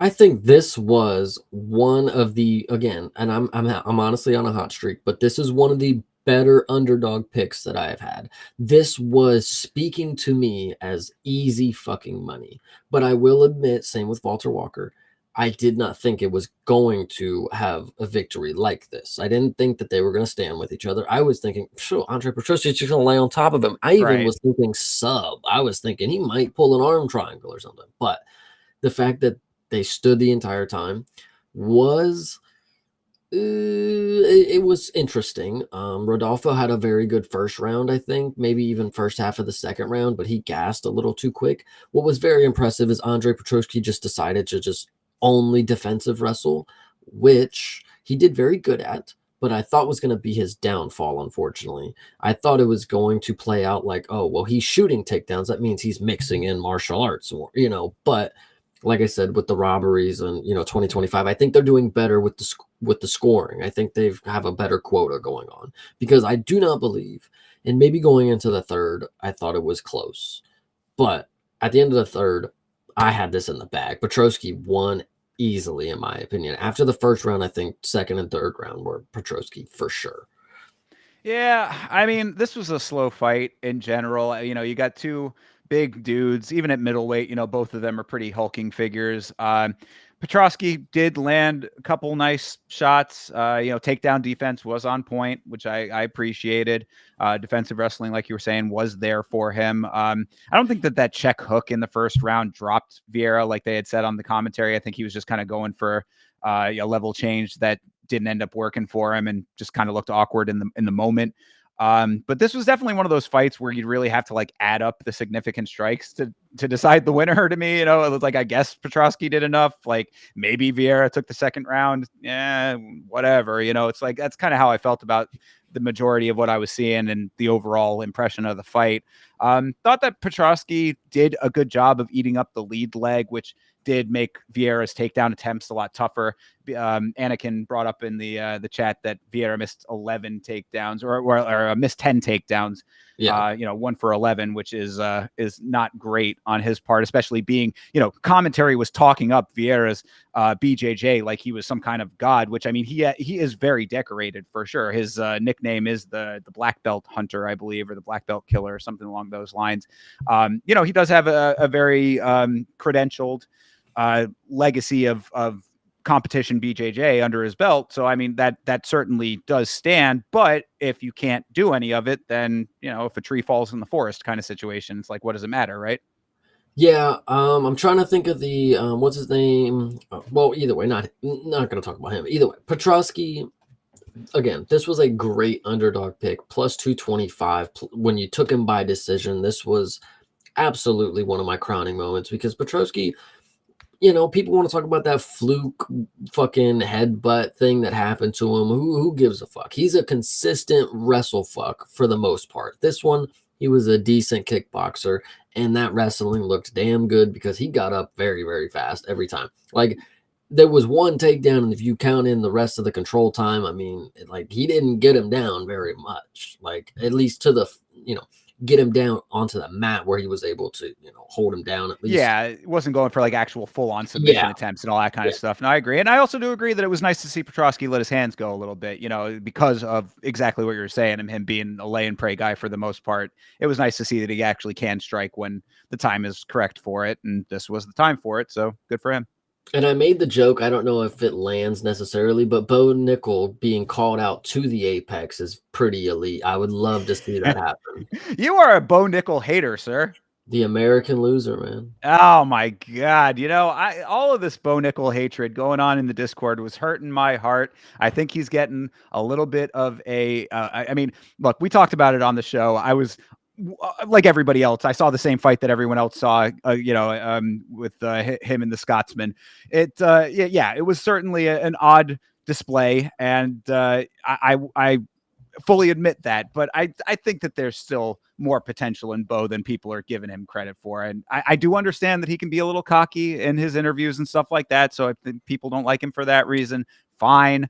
But I honestly, if Petrosky and Bo want to go, then I mean, I'm not really too mad at that. It either has the potential to be a great fight or another fight like this, and Petrosky could win that. So exactly what you're saying, Anakin just brought it up. Bo Nickel actually responded to him on Twitter. Yeah. And said that he can't, whatever. Anyway, I don't think this is out of the realm. After a shitty performance, you better fight down to a fucking Andre Petrosky. And Andre Petrosky might give you a run for your money. So listen, if I'll be the first to say it on stream, I'll go ahead and put money on Petrosky because Bo Nickel will come in at a minus fucking 50 million, and I'm ready for that decision on Petrosky. Yeah, honestly, that if that was the case, that there have been certainly worse dogs to throw a little bit of scratch to. True, and if Andre don't win, hell, he did this time, so fuck it. Yeah. All right. Well, that's that. Let's move on to one of the more odd situations on this card. This was Ismail Bonfim, the other Bonfim brother, versus Nazim Sadikov. This was one of my crowning moments of this card, calling it for Sadikov here. But yeah, this was an odd finish to this thing with the doctor stoppage and the translation and everything that was going on. What was your perception of all of that, Chase? My perception was whoever told me to put money on the Azerbaijan guy by finish is a fucking god, omnipotent, because this was one, not only very, very interesting, but two, it was a beautiful question mark kick. It Indeed. was fantastic. When you watch it in the replay, it was very hard to understand the impact that it was, but like you gotta know that that's his fucking foot bone, like just like popping him right in the eye. And to be honest, it didn't look as bad as every like that. We've seen people get their eyes fucked up and swelling and stuff like that. As soon as it happened, Bonfim got rocked. His eye didn't instantly swell, so his orbital wasn't like broken kind of deal, at least from my perspective. Um, and then when we get to the fucking doctor at the end, it ended the round. Yeah, the round ended. Yes. Yes, Okay. yeah, Okay. yeah. It was stopped between rounds. So, and then at the end of the round, the doctor is asking if he can see. At least that's normally that's the fucking question you ask. Like, why are you Right. asking a question where saying yes could also mean no? Like, so can you see, or are you able to see? Are you able to continue? He's shaking his head yes, but when I actually think this is a weird point to make. I think I was using the restroom and I thought to myself, maybe the Brazilian accent he was saying I can't. So like I don't know if we don't hear it correctly. If But he we did hear have the translator though. So I mean, like I think that takes it out of the equation on that one. yeah, but he's translating like I'm watching him shake his head saying, and I hear him saying, I can see whatever. Like what's the translator doing? He's just hearing it in the same accent that I'm hearing it in. It's just still English. So I think I think it was more we didn't hear the T sound or something. I think I can't. Like I don't. Well, I so fair enough. I mean, all of that stuff, it could be something like that. However, it certainly was not get me the fuck back into this fight. You know what I mean? Like, I think that is really what the end of it, because it's like, yeah, there was a little bit of weirdness there with the translation and the doctor and all this kind of stuff, but you could tell that he was on the fence about whether or not he even wanted to still be going. So I think you brought up a great point, and it's actually and I'm obviously living in the 3D world. So when the doctor's asking him, he's shaking his head. The translator's saying he's saying he can't see. And then after the fight, if you watch, he gets down on his hands and yeah, knees and yeah. it's like, so are you putting on a show for your opponent to make it look like you wanted to continue, to make it look like you wanted to continue, but you're obviously whispering to the doctor like, "Hey, I'm not, don't let me go, please don't let me go." Right. I don't know. That's Yeah, I mean, interesting. he could have just been mad at himself. I mean, I guess that there is some potential for that. But look, either you can see or you can't see. I mean, the way that the kick landed, and it was a beautiful question mark kick. Angelo's fucking way out, basically. Yeah, well, I mean, that's a whole nother story there. But yeah, I mean, the kick lands really nicely placed. I mean, at first, the way that he was reacting with his eye, I thought that maybe that he might have gotten caught with a toe, but no, it really is just it's the broad of the calf going right across the eye socket area there. And yeah, I mean, it obviously rocked him to the point that he was seeing stars. Look, he can't see one way or another. If he wanted to be in that fight, he certainly could have been like, yeah, I'm good to go. I'm good to go. I'm not saying that he took the easy way out or whatever. It's like you can't, we're not in his body. It was a little bit. It was a situation where I don't think that like we really can say one way or another. He made the call. It is what it is, and I think that the story should not be on that. It should be more on Sadikov with landing the shot in the first place. So what I actually wanted to say is that yes, it is very good that he was able to pull this off because it wasn't looking good for him. In my opinion, he was not going to win this fight up until that moment. You know, obviously it was only the first round, but it didn't look like he was. And you know, in hindsight, of course, is 2020. He was obviously programming a lot of data, you know, of course, because in the first round he was doing a lot of this shit, and I was tired of it. I was tired of seeing it. I was just like, why aren't you doing anything that's gonna help? But I tell you how good of a kick it was. You can always tell when there's a really good moment because the cameraman is not even fucking ready for it. Like, so like when you're watching Sadikov and you like the cameraman comes back and you see Bonfim wobbling and you're like, whoa, what he hit him with? I thought he fucking hit him with just like I thought he side kicked him like in the face. Like I didn't think it was. I don't know what the fuck I thought he hit him with because that's how crazy the fucking move was. The camera was just not even prepared. So it was pretty crazy, man. I mean, Sadikov, dude, I was thinking about getting, you know, after the show, I'm gonna get the flag. I will get the Azerbaijan flag. This is a good one. Yeah, absolutely. I mean, and also, you know, we're talking about a lot about the question mark kick, of course, because that's what ended the fight. But there were a lot of really nice kicks throughout that round.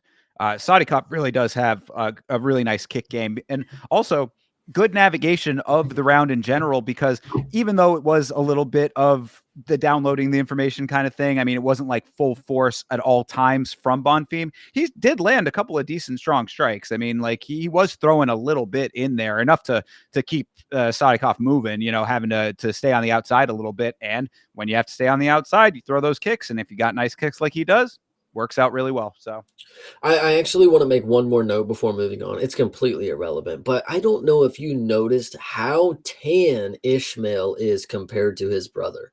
They look exactly alike in the face, but bro, this Bonfim brother, he must work outside and he must mow so much of his yard. Like I don't know, dude. He's got the tanning oil on fucking deck. Like it's crazy. he's the beach volleyball brother, I guess, you know. He might need to have a new career there because he has a lot of losses now. Like this is. I don't know. I Okay. mean, all right. Well, either way, but yeah, I mean, great win for Sadikov. And we've said it before, even on this show. You know, there are the dominant brothers out of every pair of siblings. So perhaps he is the lesser Bonfim. True. I mean, Yeah. it's funny how he's up on the card too, isn't it? And he's the one that has more losses and is not as. Well, I mean, I guess they're both equally experienced, but either way, whatever. Yeah. Well, not the greatest way to go out. We'll see what happens to him next time. But good to see Nazim Sadikov back. You know, he had been out for a little while. I think that his last fight was, I believe, the Borshow fight, which was like 2023. So been a little, Shit. yeah, he'd been gone for a little while. Comes back and gets a nice win. So I appreciate it. Nice. All right. Yes, moving on. Before we go to this fight proper, I wanted to say we have had on this card specifically, we've had two horrible nicknames. All right, one horrible nickname is Walter Walker's, who goes by the Clean Monster, which it's not the worst I've ever heard, but not great, right? The other horrible nickname on this card is Dylan Butka, the Mindless Hulk. This is terrible. I do not like it. But however, it would appear to be accurate for both fighters. Well, I would actually like to point out, speaking of that, if you notice, he thought the nickname was so good that he got it tattooed on his back. I did see that. Yes, indeed. That is wild to me that you would do that. Have the word mindless big and bold on your back. This Dylan Budka guy is something else. But this is Edmund Shabazian versus Dylan Budka, by the way. And you know, to continue on that, just to rip it more, it actually looks like he decided he did not want that anymore because it's an unfinished tattoo. It's just the outline of the word, like it, and it doesn't look as centered as it. But anyway, the fight itself coming in, I was very, very confident Edmund Shabazian, which is a crazy name for a dude that I could just see on the street, like right around the corner from me. But he is that dude. I mean, 7 strikes and you're able to put, I mean, listen, putting out Dylan Budka, let's actually move to the other side of the fucking coin. This dude here is coming in at 7-4. I'm pretty sure DC during the fight said that he got all new coaches and like changed his whole style or whatever. Yeah. Brother, you need to go back and get another new coach and change more stuff.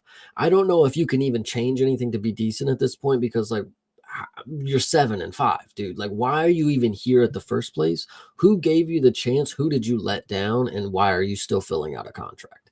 Because you landed one strike out of 16 attempts and then you got knocked out. It doesn't get worse than that, brother. Yeah, this was one of those fights that I don't have the greatest memory necessarily, but certain things will sometimes stick out in my mind. And I distinctly remember the conversation that you and I had on this show about Dylan Budka from his last fight. And it was basically saying this Budka guy wrestles like an idiot or fights like an idiot. That was coming from you. And I was like, me, I try to be a little bit more hedgy. I try to give people a little bit more slack, this and that, but it stuck out in my mind. I was like, Edmund Shabazian just had a really nice win over GM3, which oh wait, Yeah, no, something like that. Yeah, but Something like that. he's been doing decently either way. I mean, did he lose? Yes, no, he lost to Gerald He lost to Gerald Mearshart, but yes, but right, it was a fight where I was like, he was doing his thing up until he wasn't. I think is what I had said about that one. So he's a dude who there might be some spottiness, but I did know that like he's a guy that can win a fight pretty effectively. I think that he's got good elements to him that like he's not a slouchy guy in my opinion. Mm-hmm. And a loss to GM3 to me is not even that terrible because it's Gerald Mearshart. He's the fucking man always. They were making a big deal about it in the Discord. Like, this dude lost to Gerald Mearshart. Like, why would I ever bet on him? And it's like, well, there's your response. But yeah, no, I've seen better performances from Shabazian than that one. I've seen worse ones, whatever. But like, he's a guy who can win a fight. Budka, on the other side, is a dude that we have said nothing positive about in the entire time that we've been talking about him ever. I don't think that we've ever said a positive word about this guy. And that's coming throughout the entirety of these fights. That's not just, oh, he lost the fight. This is like him in the fight was not somebody who was impressive. And we even said, I think that the bigger point was that we talked about how he had gotten a contract extension. And we were like, that's kind of wild that he got a contract extension after just losing this fight or not having a great performance, whatever that last one was. It was like nothing positive was being said about Dylan Budka on this show. And that was what stuck out in my mind. So I was like, got to throw it on Shabazian here. Turns out to be the right call. You know what's actually crazy is because I was very curious of like, how did Dylan Budka somehow get a persona of a fighter? Like, how is he in this position? So what's interesting to note, so up until, his like 5th fight, all of his opponents were fucking dog shit. Like, never even fought anybody except him kind of deal. And then if you remember on the Contender Series, this guy named Wes Schultz, he had long hair and he fought Mansur Abdul Malik, who's fighting this week, and got knocked out by him. Mm-hmm. That's a dude that Dylan Budka beat, apparently. And then I know I'm going on a long rant. And then to note, he lost split decision for a belt, apparently, to Asmat Bekov, the dude who knocked out Zachary Reese a couple times. Aha. So, it's crazy to think that this dude randomly came into the UFC after just, again, he beat a fucking bum who lost in the Contender Series, right? And then he goes against Bekov in like a short notice title fight, I guess, and then loses. And then now how he's somehow just in the UFC and he's lost 3 fucking straight. And I know that's a rant for nothing, but like Dylan Budka, I can only say so much about you two because the performance was terrible. Yeah, I mean, really, it's like the whole set of notes that I have was that it was a fantastic counter right for Shabazian, really well placed, very powerful, obviously. Pretty much the first significant strike of the fight. I mean, they can count 7. I like, go back and watch. We always talk about how these numbers are a little bit fudged, but it really was pretty much like a one-hitter quitter kind of a shot. Made my dad jump out his chair. He went, whoa. Yeah, exactly. Did the damn thing. Lands it, or landed a decent kick before it, rather. So I guess, maybe you can count that as a significant strike, but I mean, first significant hand strike anyway. Decent kick there, lands the right hand, and that's all that was needed. And then the last note that I have is cut Dylan Budka. I mean, that's really all there is to say. I can't imagine this guy sticking around at middleweight, which is hotly contested at the moment. We got, Cannonier, we'll talk about in a little bit, just getting a win, keeping himself in the equation. You've got a top of the division that's in turmoil constantly, it seems like, with DDP and now Hamzat. Rob Whitaker still kicking around up there somewhere. Is Adesanya, where's that going to go? I mean, this division is definitely thick and does not need Dylan Budka. Well, and Anakin talk about, does Budka get one more? Honestly, probably, because this dude clearly has some fucking dirt on the company. He's fighting 3 fights down from the main card. Think about that. On a 2-fight losing skid. Why is he on the main card? Why is he fighting anybody that we know the name of? And why is he in the league? I mean, those are 3 main questions that I have right now. So yeah. I mean, they must have seen something in him that we're all not seeing based on these performances. They're fucking stupid. Like, I can't. I don't get it either. To be perfectly honest, he's somebody's nephew. He's got to be somebody's nephew. Yeah, well, whatever the case may be, I mean, based on what we have seen, and this is all purely coming off of what we have seen. I mean, that's also always the thing to remember with all of this is like, we can have our preconceived notions about people sometimes, perhaps. I mean, we try to keep it pretty fair, but like really, the fight tells the tale. It's like if this guy was going out there ending worlds, then we'd be singing a whole different tune. He has not done that ever. And all that I can ever recall about the guy is a bunch of negativity. And it's not coming from nowhere. So what do you get with that? Yeah, what do we get? I'm hoping what Anakin just said in Zachary Reese versus Dylan Budka, because I would love Zachary Reese money line. That would be great. Yeah, and make that a loser goes home fight, honestly. I mean, geez, at this point, I like Zachary Reese, but the losses and the way that he's been losing have not been great. So yeah, it is a weird, we talk about stereotypes in the league. It's like, why do we just have these dudes that are just here to just get knocked out? Like that's like what they're known for, is to just lose because they're stupid. Like, I don't know. Crazy. You got to write your own narrative, man. You got to write your own story in this sport. It's a one-man sport. You do not have an entire team to hide behind and support you in areas where you are weak. This is, it's that level of competition that all falls on you. And where, you're seeing the results of that from certain people time and time again. The pattern forms like this. You write your own ticket in this sport. Yeah, speaking of narratives, we can get into the next one. I'm ready. Let's do it, because I know that we both have a lot to say about this one. This is Youssef Zalal versus Calvin Kattar. Why don't you start it off?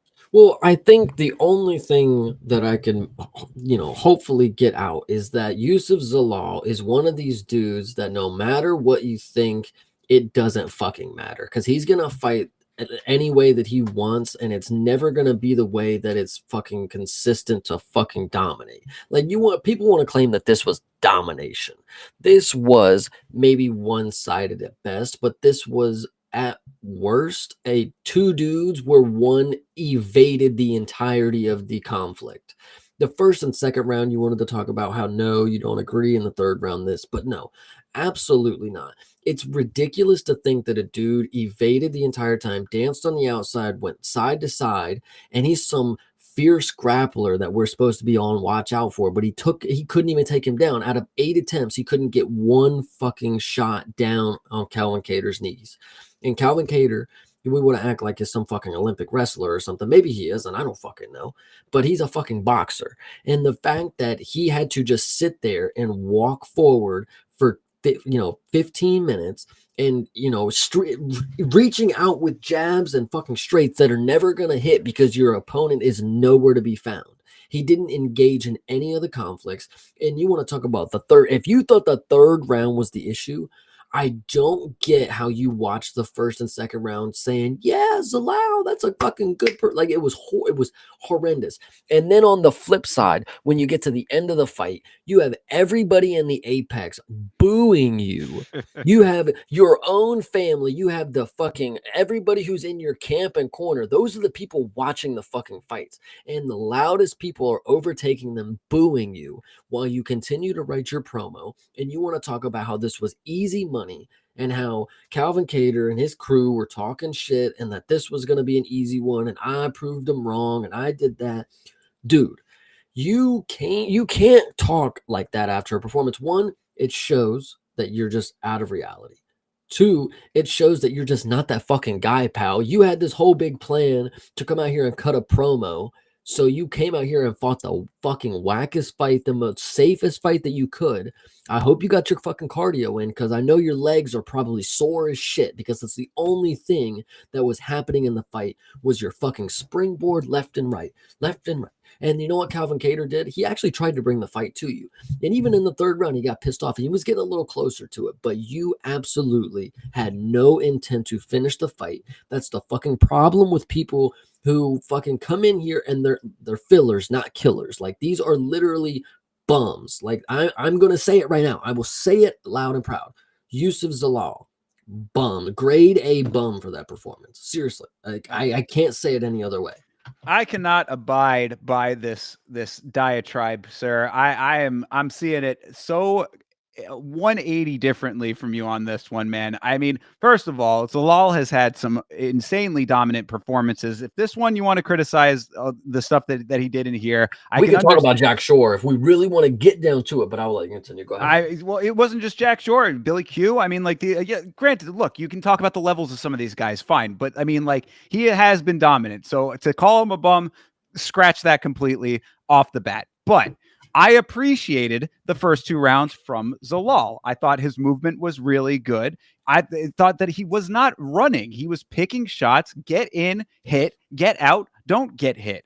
I thought it looked great. I think that is high fight IQ, something that your boy Jesus Aguilar could have used a little bit more of. But, okay, we're having difference of opinion on that one. I thought that Calvin Kattar could not find the timing to deal with Zalal's speed in those two rounds. That was a bigger problem to me than the way that Zalal was fighting, because if you're seeing him do that, the side to side that you're talking about, you got to adjust. I mean, you got to get in there and figure it out. What I would have thought that Calvin Kattar could have done, I don't think that he wanted to do it because Zalal is good with his grappling and his wrestling, was that he could have tried to tie him up and get him in a close range, get him up against the cage, land some short shots. He could have pulled an Andreas Gustafsson, get him up in the clinch, land some heavy elbows. That might have been nice. There were a lot of adjustments that Kattar did not make in those first two rounds that I think were to his detriment, more so than getting on Zalal for being an evasive fighter. Because, I mean, look, at the end of the day, if he wants to win the fight, I know that it might not be fan friendly all the time for some people, but that's the Bilal Muhammad method. And where did it take him? Straight to the belt.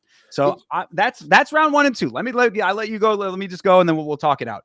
So round 3, the dynamic does shift. And this is where the criticism that I do have for Zalal comes in, because Kattar marches him down and starts to hunt with intention. That's where things start to get a little dicey. We see a legit running from Zalal in that third round. So I've said, how does Zalal think that he's going to be able to navigate in that type of environment when you have a fighter who's going to be able to make the adjustments that Calvin Kattar did not in the first and the second? That's where I think that if I have criticisms of Zalal, that's where they come. But to say that this guy is a bum, this and that, I'm seeing a savvy fighter over here. I mean, like, we're looking at the same picture, seeing two different things. And I love the idea. It's like, well, he was just faster than him. Like, he was able to move in, and it's like, yo, he landed shots though. If I took a full sprint around the fucking apex and just ran in a fucking circle, and you just tried to walk hopping, like, I think I'm gonna outrun you, and I don't think you're gonna be able to touch me. But he landed though. He was landing shots. It wasn't like he was just straight running. 74 of 134. Like, fucking, what is this? Like, oh my god, they threw the exact same amount in the stat sheet, and I think it was just crazy performance, because Yusuf Zalal, and I'm gonna show the bias that I have, because after the fact I think I hate him a little more, because he's just a smug fuck. Like, it's the fact that, one, you come out here and you talk shit in the performance, two, you were in the third round and you're like, Kattar threw a head kick and you're like hanging out on the ground laughing. It's like, dude, what are you fucking having fun for? Like, do you think Kattar was the one having anyway?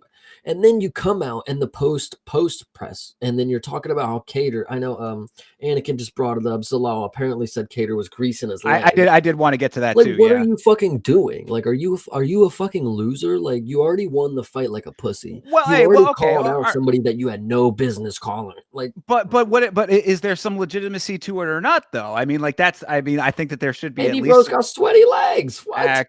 fair enough. But I mean, if you look, like we don't know if that's the truth or not, though. I mean, like if there was some greasing going on, then that certainly lends some credence to why he wasn't able to get the takedowns. People were talking about how the entries looked a little bit weird, that they, Ah, he wasn't able to wrangle him. I mean, look, I'm not saying it's true or not. I'm just saying that if he was saying it and there is some legitimacy to it, possibly, then it might add another layer to it. I think that again, I think the personality is what's really killing you right now more than anything. I think you're angry that he's happy about this win. Yes, I am angry that he's happy about this win. Like, this was not a win. Like, if you think about it, why wouldn't you, after a performance like that, go on the mic and say, I understand you guys are not happy with that. Like, I can hear you.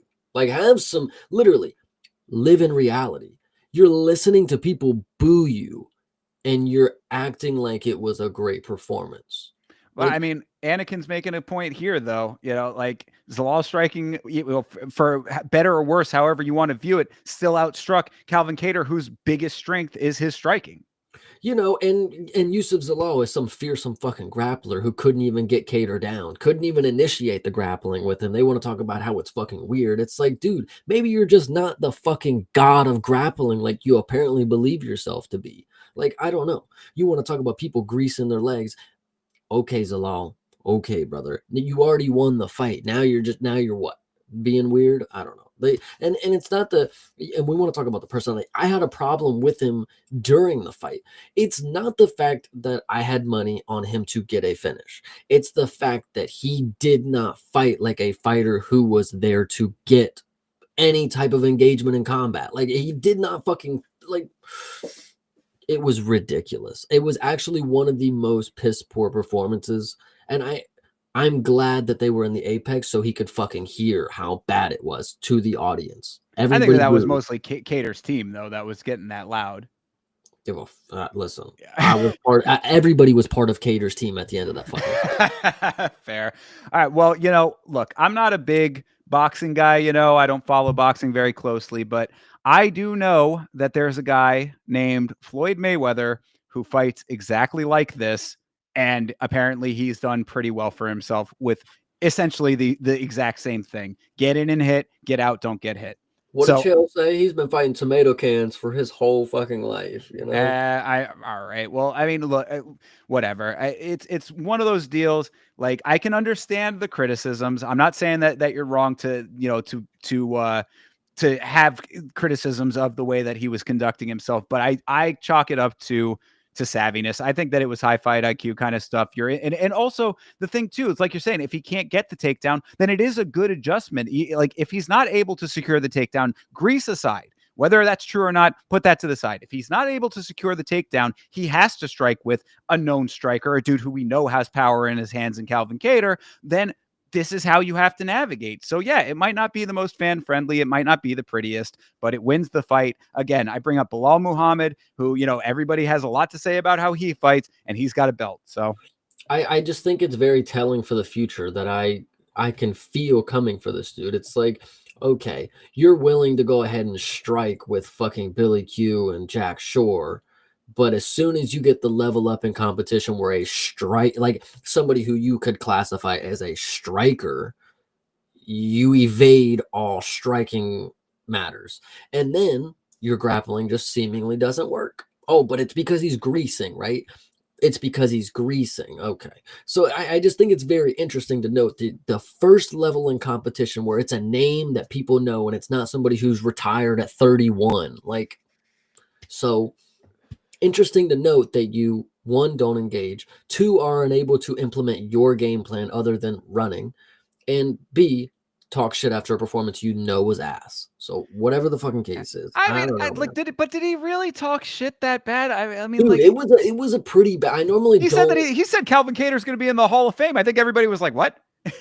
No. He's like, Calvin Kattar is a Hall of Famer to be sure. I'm like, I don't know about all Well, that, it's but the fact that he got on there and the first thing he said is Calvin Kattar and his team said this was easy money for them, and I showed him blah blah blah blah blah. It's like, bro, scratch that. There was no rebuttal after that. Like you didn't show, you didn't put on, you didn't light a fire, you didn't, like that was just not a performance that you have a heel moment. That's a I'm sorry, very apologetic. Seriously, like I genuinely, this is the co-main event for a great, and then this is right where it stagnates, and then it goes back up. Like it sucks. yeah. Well, I mean, look, if this performance here was the way that you felt about, if all things are equal on how you felt about this one, then I think that there is some silver lining for you in the fact that he's now number 10 in the division, and featherweight gets a whole hell of a lot tougher after that. Yeah, give him fucking Ilya again. I'm all right for it. Like just right now, just Ilya. Just if he just anyway. Feed him to the lions. I can understand it, but Anakin, don't you fucking lie. He's not entertaining on that goddamn mic. No, I already said he's a smug motherfucker. Oh my goodness. Like he gets me fucking my blood boiling, man. It's his voice too. It's everything about this guy. The Moroccan devil, the devilish performance you put on, brother. Like I like him. Oh my goodness.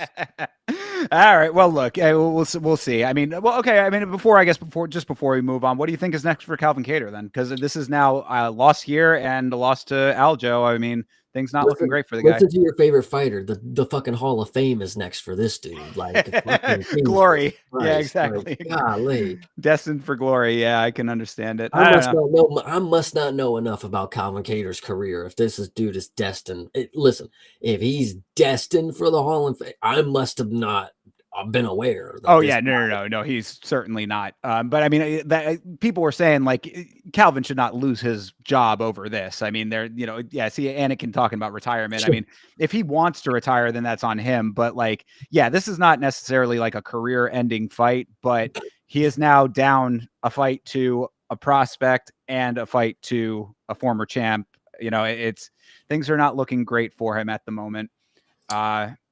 I guess we're just gonna have to see, and then it's 4 straight L's for him. Yep, Josh Emmett, Arnold Allen, Aljo, and Zalal. Yep. Yeah. This is not great. So, yeah, I mean, Zalal moves up, and he's gonna have to adjust in his next fight. That is the end note that I had was that there are going to be guys who are not Calvin Kattar who are going to be able to figure out the movement a lot quicker, take it to you a lot quicker in those first and second rounds. They're not going to have to spend a lot of time trying to chase after you. They're going to catch you, and you're not going to be able to play that game with them, and their legs are not going to be greased. So, Yeah, I'm definitely praying on the downfall here. If there's ever going to be a day when Yusuf Zalal signs a contract to fight again, I will be the first to put money on the fucking opposition. And I do not doubt that. All right. Next. Well, yeah, I say let's finish this thing out here. Finish up strong. Finish up on a more positive note, at least from my perspective. Jared Cannonier versus Gregory Rodrigues. How about Jared Cannonier coming back after adversity and being able to take out the hulking, massive Gregory Rodrigues? I was ecstatic. Yeah, this one, I mean, once you lose all your money, right? And then you realize that, I wasn't going to win it anyways. I unfortunately believed the hype. I was ready for RoboCop to just probably get this one done. And the first round was more than promising, needless to say. That was probably the most promising first round you could have if you are betting on someone to knock someone out. And like you said, Mr. RoboCop here is ginormous. He's probably the largest middleweight that I've ever seen in my life. Huge. But that was definitely to his downfall, because after the first round, he definitely seemed a lot slower. Third round, he did have a little, second win, but it wasn't the best. And what I will say about this fight is, like, if you are ever somebody who is like in your mind, it's like the bigger person is always going to win. Like, this is the perfect match for you to watch, where Jared Cannonier gets knocked down, gets up, gets knocked down again, and he just doesn't quit, and he keeps bringing the fight to Gregory. After a while, like the punches weren't even landing at a certain point. They were like slugging each other in the chest because they were, but like you could tell that Jared, he wasn't gonna back down. Like it was a really good story of the baby face coming from the bottom and taking over, man. It was really nice to see Jared.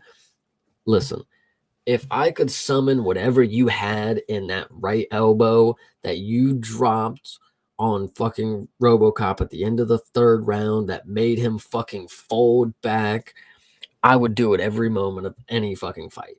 But the real ending was at the end, or at the beginning of the first round, and Jared went right at him, put him up against the cage, and just started dropping nukes on him. And RoboCop actually, in actuality, in right before my eyes, folded. Like he was actually done. Like you can't make it up. Like I really didn't think that that dude was feeling pain at a certain point because he was taking a lot of big shots and wasn't putting his hands up.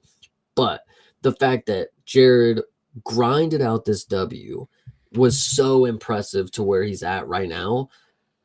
But it's also unfortunate because he just keeps beating everybody that's going to have a chance to be the champ. So I don't know. Yeah, it's a tough position for Cannonier based on the run that he's had, and like this is exactly what I did want to see from him based on the previous performance against Kaio, which was another slugfest war. A really, really gritty fight between those two guys. Great fight.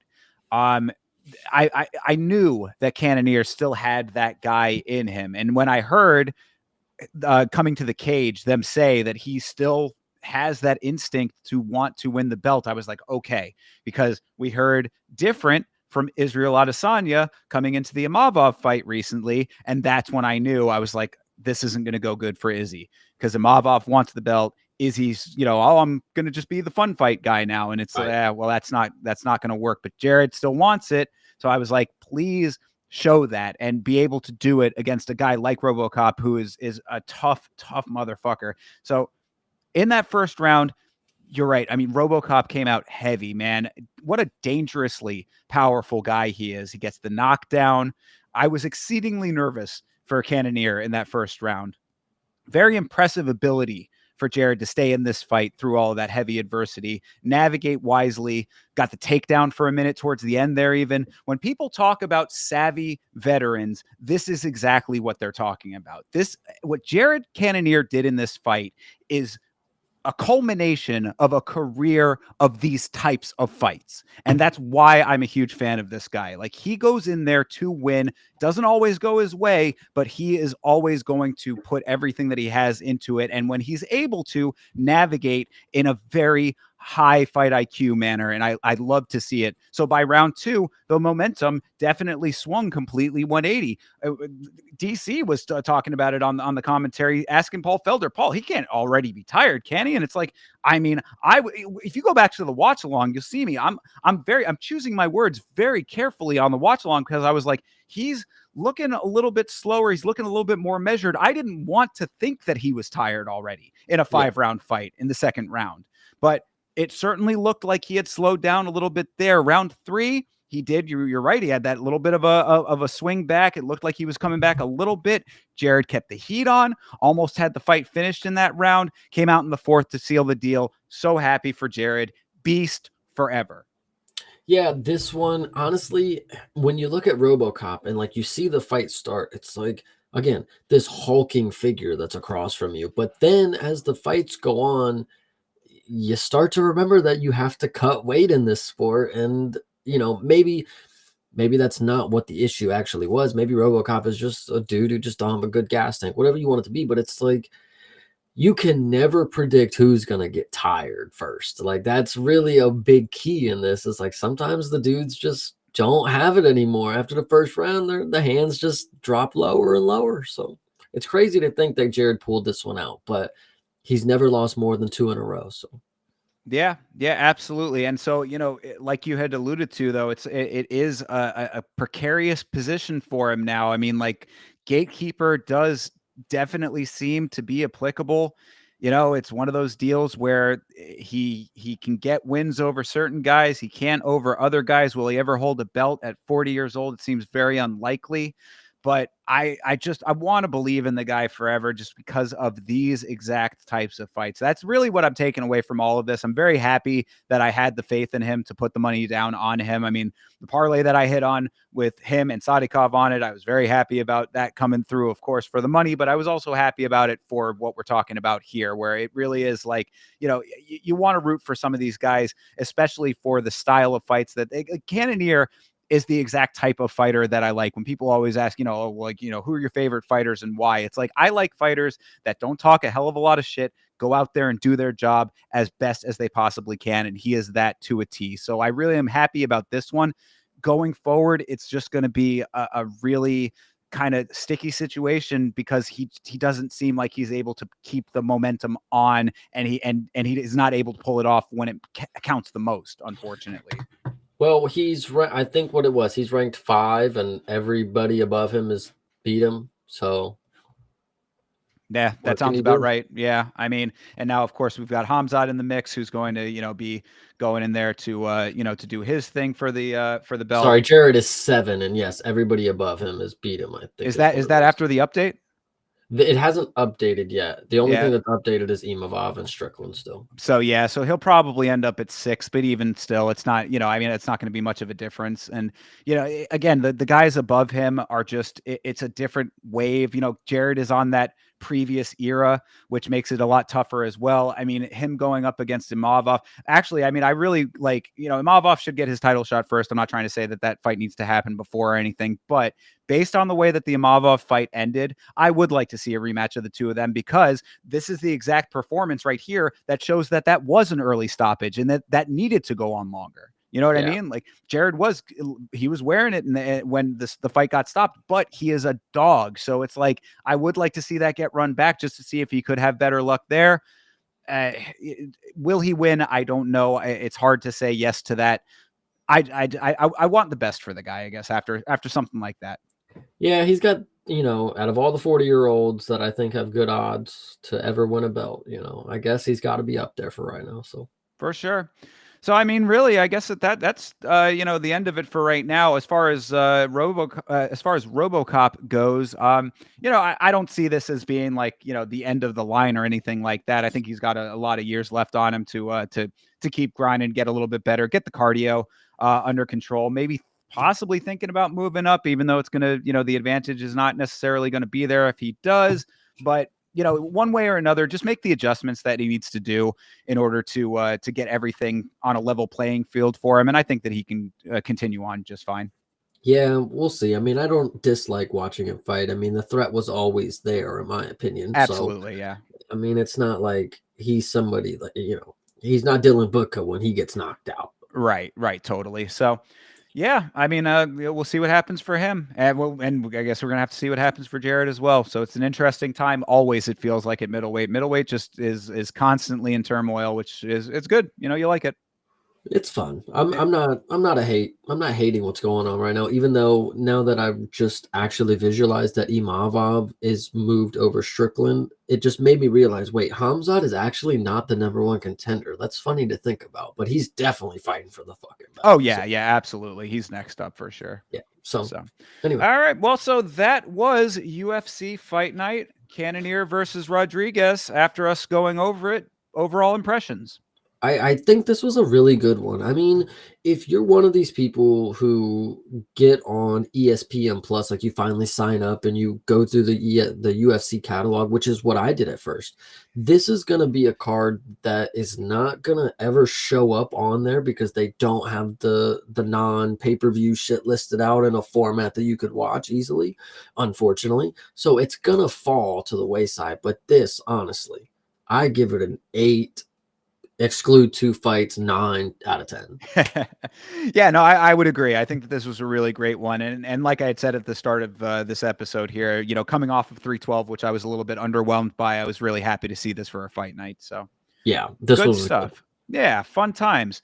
All right, well, we're going a little bit long, but I do want to at least touch on, we've become your #1 source for everything GFL. So Want to give you a little bit of a GFL update before we move on to the next week's fights. GFL has announced a few fights, and some of them are interesting, all names that you're probably familiar with. So I'm just going to run these down, and I guess we'll get your impressions thereafter, Chase. Let me start off here with Chris Weidman versus Luke Rockhold 2, the rematch. There is Frank Mir versus Fabricio Verdum, Uriah Hall versus Douglas Lima, Yoel Romero versus Shogun Hua, and Uriah Faber versus Henan Barrow 3, just announced today. Yeah, so listen, all of them I saw on my timeline individually, and I took note of them. But it is really hard, one, to see these headlines and not just think it's shit posting, because like fucking Yoel Romero versus who was it again? Yoel Romero versus Shogun Hua. It's like what is even happening? Like, I don't even know what to think. I know we're gonna obviously be in disbelief until we fucking see it happen, but it's like I really don't know. The thing, all of those as a whole, I just take away is like I can't even fathom that this is real still. But yeah, I think that you said it best in the Discord. It really is the GFL turning on the time machine here. It feels like we're going back to 1998 to 2004. and they didn't even announce, like, is this just one card? Like, are all these fights on the first card? Like, these are just fight announcements, like, for Yeah, nothing. right. We have not gotten a full-on breakdown of how these are going to be presented to us. There still is not a broadcast partner that I am aware of yet. There might be more. Ryzen or Rumble or what, Dazen, whatever this shit's called. Oh, DAZN. Yeah. Perhaps. I mean, it could That's be what it's. that. Whoa. Does DAZN? It's Yeah, called. DAZN. Yeah, I know. You're not alone in that.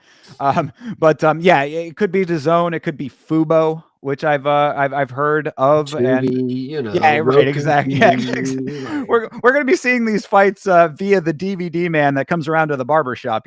yeah. But yeah, I mean, like you said, it's a little bit hard to make heads or tails of exactly what we're going to get out of this GFL experiment. This is the information we have now. There is one interview that I plan on watching. I don't know if I'm going to do it on stream or not. I might end up trying to do that this week if time will allow. But I forget what the guy's name is, but the main guy, Darren something from GFL, I think that's his name. He did a Q&A with Brendan Schaub, which, if Schaub's involved, there's certainly comedic potential just in and of itself, but there might be some more light shed on some of this. So we might get a little bit more information about how this is all going to shake out. And if there is information in there, I might try to catch that and catch everybody up on the next episode of this show. But as of right now, I just wanted to at least keep everybody aware of what's going on. Teams have been announced for the GFL during their little draft. These are the Players fights have been traded. yeah, right. Luke Rockhold traded from one team to another. I don't remember which teams they were, but that was an announcement as well. So things are happening in the GFL. I guess that's the grand takeaway from all of this. Once we have a broadcast outlet, we'll have a little bit of a better picture as to how we're going to be able to actually watch and consume these fights and this promotion. But that's the update as of right now. Yeah, it's nice to keep up with them, even though keeping up with them means what as of right now? Because are we even gonna is this something that's actually gonna happen, or by the time it comes to the event they're gonna be like, oh yeah, well, don't even worry about those fights, we don't even know what happened back there, like we got other fights that are happening, so who knows? It's a good point. If these fights actually come to fruition is still up in the air. If half the fighters on the roster are actually signed to the roster is still up in the air. Well, they might just be doing a good old bait and switch. It's, hey, we got Yoel Romero and Shogun, but then the time you get there, it's Yoel and fucking Nico Smelovich, Right. Yeah. I feel you. Exactly. So we'll see about all of this. As always, we will keep you posted on everything GFL as it comes out, as this has become our lot in life. But, from right now, that's where we stand, at least. 100%. Yeah. All right. So to close it out, we're running a little bit long, but we can go through a couple of these fights here on UFC Fight Night. Cejudo versus Song. This is UFC Seattle. And the big takeaway, at least aside from the fights, thankfully the main event has not been affected. But this card seems to be quite cursed, as there have been, I believe, 7 now changes or cancellations of fights. Yeah, that's probably pretty accurate. There's been a lot. I couldn't tell you what they are, but there's been a lot of stuff going on. I now see that Antonio Trocoli is canceled and he's not on the card, so I'm Well, pretty upset. So I wanted to bring this up because I did have this open as well. Just to put it into perspective here.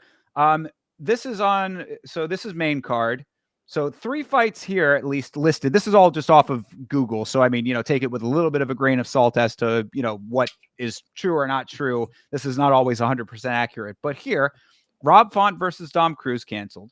Edson Barbosa versus Steve Garcia canceled. Curtis Blades versus Rizvan Kuniev canceled. Technically moved. Technically, yeah. I mean, so there are a couple of ones that are moved. Yeah, and a couple of them that got people who have gotten new opponents as well. So, but I mean, I just wanted to bring this up. Holy shit! This is what I'm saying. I mean, like you go down here, it's Adam Fugit versus Islam Duliatov. And to note, that one actually just got canceled today. Exactly. Adam Fugit was supposed to face Goff, and that got canceled as well.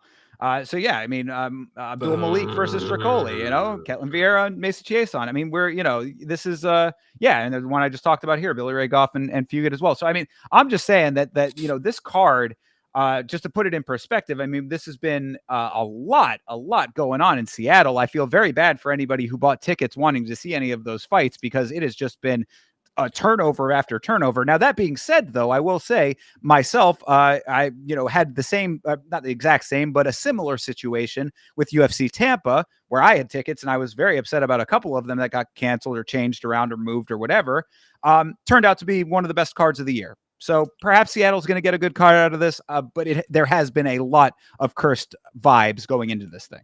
If you bought tickets to see Henry Cejudo and Song Yadong in the main event, you deserve the card to crumble, dude. I can't think of a worse main event right now. Really? I know, dead ass. Okay. I think as of right now, this was probably the worst thing that you could have come up with, especially it not being in the Apex.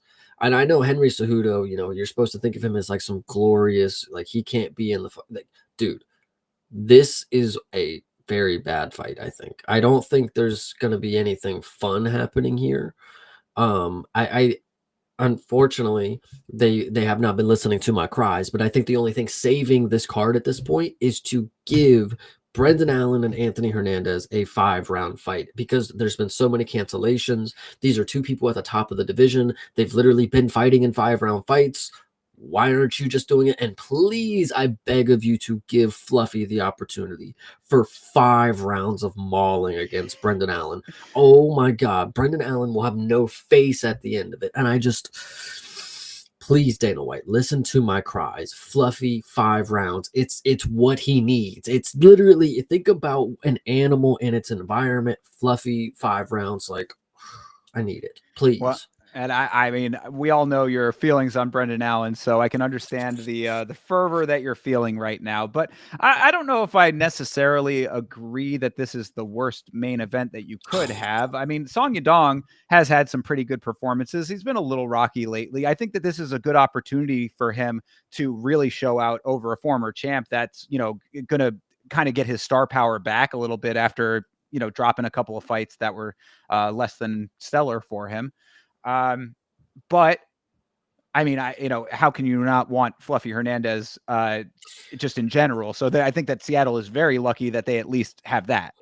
Yeah, factual. This dude he's slowly becoming one of my favorites. If you want to talk about dark horse, like I really do believe that applies to what Anthony Hernandez has been in the matchups that I've seen. He's not only weathered, storms, he's also battered dudes. He's finished dudes that I thought were the guy. And he's also just unpredictable. And I know that's bad in the sense that I was talking about with Zalal. But when it comes to Anthony Hernandez, it's like you really don't know what he can do. Like, and against somebody who's as lackluster of as an opponent as Brendan Allen, I think Fluffy has a clean slate to just go in there. And if Brendan wants to wrestle, we are going to choke you out. And if you don't want to get choked out, we're gonna maul you on the fucking ground and pound. So I don't know. I think this is the people's main event.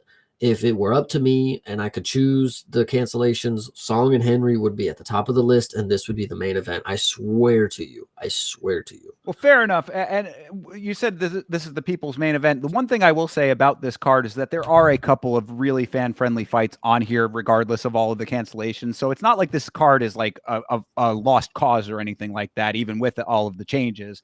But this is definitely one of the higher ones for sure. But let's run down a couple of these. I mean, so Yeah. in this main event, what are you thinking? I mean, is Henry going to try to lay on top of Song? Honestly, I just realized Song has 8 losses. Like, honestly, we shouldn't be surprised if he gets 9. And I don't know how Henry's gonna do it, but he has been known, and I say this as a right now hater to Henry Cejudo.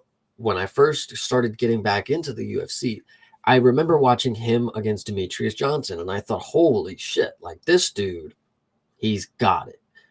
Now, whatever happened in the time between then, I don't know, because that's not the same fighter. Henry is, I don't know. He was able to rock Marab. It's interesting to note that. Song, though, I don't know. I can't give you more on this one. Yeah, fair enough. I mean, I think that you're accurate in your assessment of Henry. It's been a while since he's been the guy that was that guy. But the potential for him to win this fight, I think that there's definitely still potential there. I think he's a pretty good underdog pick on this one based on the rocky road that Song has had lately. But him getting clipped is not out of the question. He does have a big, rock solid head, so it's going to be a little bit hard to put him away. I mean, Henry's not a guy that's been knocked out. At least not right. I mean, am I completely off base with that?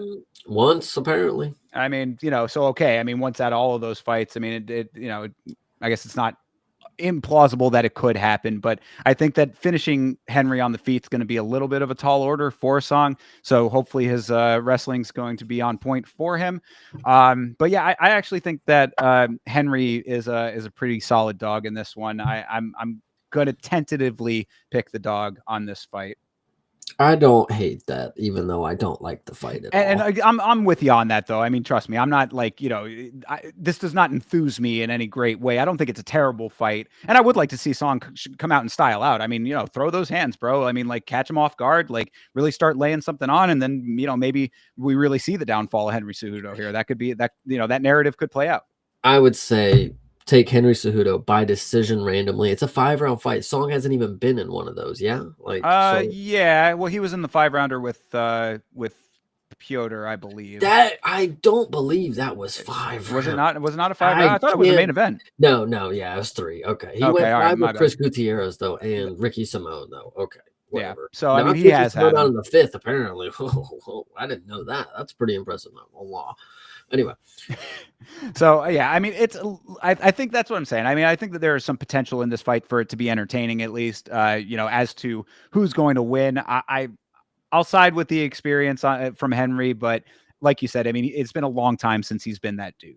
You got to take him by the only way that I see it worth it, which makes the most sense in my mind, is Henry Cejudo by decision. That'll be some good money, I think. I would tend to agree, decision or submission, but I doubt submission's actually going to happen. Yeah. No. All right. Well, moving on. We've talked a little bit about this one already, but Brendan Allen, I mean, I think that this one's kind of a foregone conclusion. I think that Fluffy's about to catch a mean body on this one. I fucking God, I hope so, dude. Oh my God.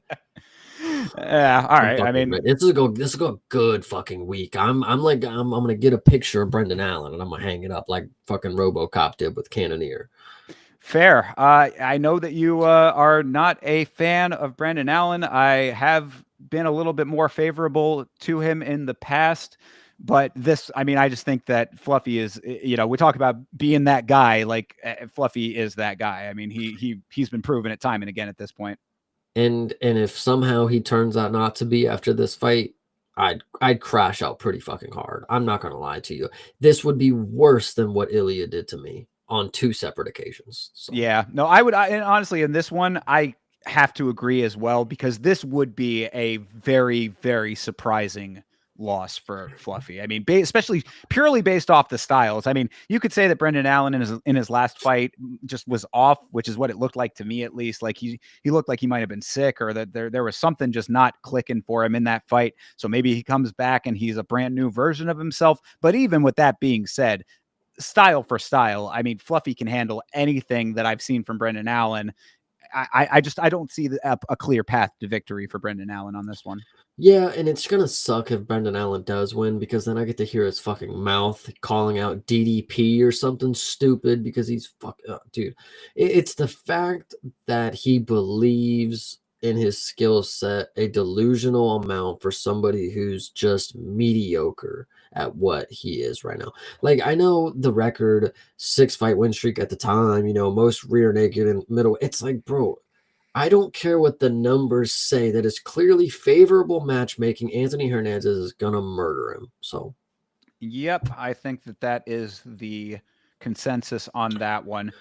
This one, I think, is good. Yeah, this is a very interesting fight to me. I mean, this is Rob Font versus Gene Masumoto. I mean, Masumoto has been proving that he is a force to be reckoned with. His striking is so clean. Rob Font, this is, a classic veteran versus prospect fight here. We've seen Rob Font go through some pretty strong adversity and come out on top through that. We've seen Rob Font get completely styled on. So, I mean, this could be either one of those, and it's really going to be a big test for Masumoto. I think what I was gonna say first is Matsumoto, again, he's one of these dudes that has a skill set where he's just unpredictable at what he's able to accomplish in the fights, because Rob Font is able to, one, I was looking at it just to clarify, he has not been finished much. He's only been finished once, and it was by submission, to get this, which is crazy. Pedro Munoz. Anyway, yeah. so well, I mean, Pedro was, back in the day, right? So if I had to lay anything on it, I'm gonna say Matsumoto by finish. This is a catch weight. Why? What are we doing? That's interesting. Probably because of all of the switch ups, I would think. Oh, okay. I mean, Yeah. That's speculation, though. I don't know that. I mean, it seemed like plenty of time, in my opinion, but I mean, maybe Matsumoto was like, "Yes, I will do it if we can just meet, whatever." So I don't. But either way, good point. Yeah. But I mean, so yeah, it's going to be interesting to see what they both come in at, and what the dynamics are going to be of that. Keep an eye on the weigh-in show for all the information there before you place any of your bets. But regardless, though, I mean, this is really a surging guy in Masumoto. I mean, his last fight, he looked so on top of his game. Rob Font, coming off of a win himself, is proving that he is a dude that you should not be counting out. I mean, his last win was over Kyler Phillips. Kyler Phillips. Yeah. And I, at the time going into that fight, was saying, Kyler Phillips might have been next up in my mind. I mean, he had looked really, really good in his previous fight. Rob Font taking care of that business. So, I mean, this is going to be a good one right here. I will tentatively go with Masumoto on this, because I do think that he is more technically sound than Kyler Phillips, like at this stage of his career. But the O got to go sometime, right? I agree. So, I mean, who are you picking, though? Oh, Matsumoto for sure by finish specifically. I think he'll probably be the first dude to knock Rob Font out on the feet. Unfortunately. There you go. All right, so we'll see if that ends up happening. But yeah, Quote, keep an eye on that. Knockout. It'll be a finish on the feet. Let me not say he's gonna flatline. Nothing like that. But it might be some weird stoppage kind of. Yeah, TKO action. I could see that too. But either way, keep an eye on that fight, because that's going to be a good one. This fight as well. It's Gene Silva Fight Week. No, this one pisses me off, and let me explain why. Yeah. I love John Silva. I would love to see a John Silva fight. But this is about time where I would love to see a John Silva fight against somebody who I know. Like, you just fought Charles Jourdain and then finished Drew Dober, but you finished them both in 14 days. Those are two dudes that we know. Who the fuck is this? Yeah, Melsek Bagdasarian. I mean, I know the name. The name rings a bell. He's Armenian, but not named Armin. Whoa. Yeah, I know, rare. Yeah, I mean, win over no. Look, you're on the Contender Series. Come on, dude. Like, get the fuck. This is not even like, okay, it's one thing if it was short notice. Okay, you just came off a short notice with Drew Dober and you knocked him out, and then you go full camp for a fucking bum. Like, I don't know, dude. Yeah. I would love to say that I'm happy to see this, but it's like, why are you giving him an easy route? I know this is somebody who doesn't deserve an easy route. Like, this isn't somebody who we need to bait. No, this is like champ on the way. Like, Well, I mean, that could be why, though. Maybe he's getting hot shotted a little bit. I mean, I I I don't just know. Look, I mean, I'm your guess is as good as mine. You know what I mean? I can't it say is that just for sure. it's just unfortunate, you know. I don't know what is going on with this one, but it hurts my brain because when I look at this and I think like, oh, Jean Silva's gonna knock him out, it's like I shouldn't just know or feel that just like this guy's gonna walk through the other guy. Why aren't we getting some even matchmaking, especially when it's somebody who's heading towards the top of the? How is he not ranked? What are we doing? He Yeah, just beat Drew Dober. Like, wait a minute. Let me go double check and make sure he's not ranked because how is he fighting down if that's the case? Like, something's not adding up here. Something's not adding up here. yeah, John Silva, what weight class? 45. Where is this shit at? Okay, so he's apparently not ranked yet. Okay, because he fought Drew Dober at 55. What is happening? Ugh, anyway, this yeah, is a crazy fight. yeah. It is a little bit wild matchmaking for sure. I mean, maybe this. Yeah, I mean, I'm not recalling immediately Bogdasarian's fight style. So maybe is he more of a grapple heavy guy? I mean, maybe that could be it, that they want to try to have him go up against a dude who is going to give him a different type of matchup, perhaps. I mean, I'm speculating here, but it's the only thing I can really think of. Either way, this is I mean, look, you know, minus 650 on this book. I guarantee my book's going to have him as like a minus 800. So it's like, obviously the scales are tipped in Silva's favor here. Goes out, gets another nice win. I would think that ranking is not too far off for him thereafter. And then, you know, maybe you just put this one into the back of your mind and move on. True. Too bad it's towards the top of the fucking car. Well, I mean, obviously it's John Silva, but like I just know he's gonna walk out there and murder this dude. Like John Silva's really fucking good. Like, Yeah. Well, really I mean, and that could be it too. Maybe you want a little bit of action, you want a little bit of fireworks. So you know that your main event has the potential to be kind of boring. Perhaps if it gets into that territory, then you know now you've got this fight for at least a good knockout to lead people into the co-main and the main. Well, I'm actually hoping that they do some reordering of this because I can't imagine that Alonzo Menfield is going to actually open up the main card. Yeah, well, let's get into it. It's Alonzo Menefield versus Julius Walker. Walker without a photograph on ESPN. He Not is even 6-0. from contender series either. So Yeah, coming straight into the organization, opening up the card, the main card against Alonzo Menefield. Kind of a crazy situation there. I mean, I guess you know you just got to go with conventional wisdom and say that the more experienced guy is going to take it. no, what? No, you're talking about the goofball that walked into punches against Olberg, right? Yeah, and then That certainly is, yes. he got knocked out again after that by a dude whose name again can't even fucking say. I think this is a very solid dog for Julius Walker somehow. Oh yeah, I forgot that he lost to Azmat Mirzakhanov as well. Yeah.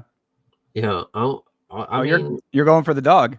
I'm gonna go for the dog, Julius Walker. I don't think he's gonna finish, but I mean, Menfield is pretty fucking tragic. 37.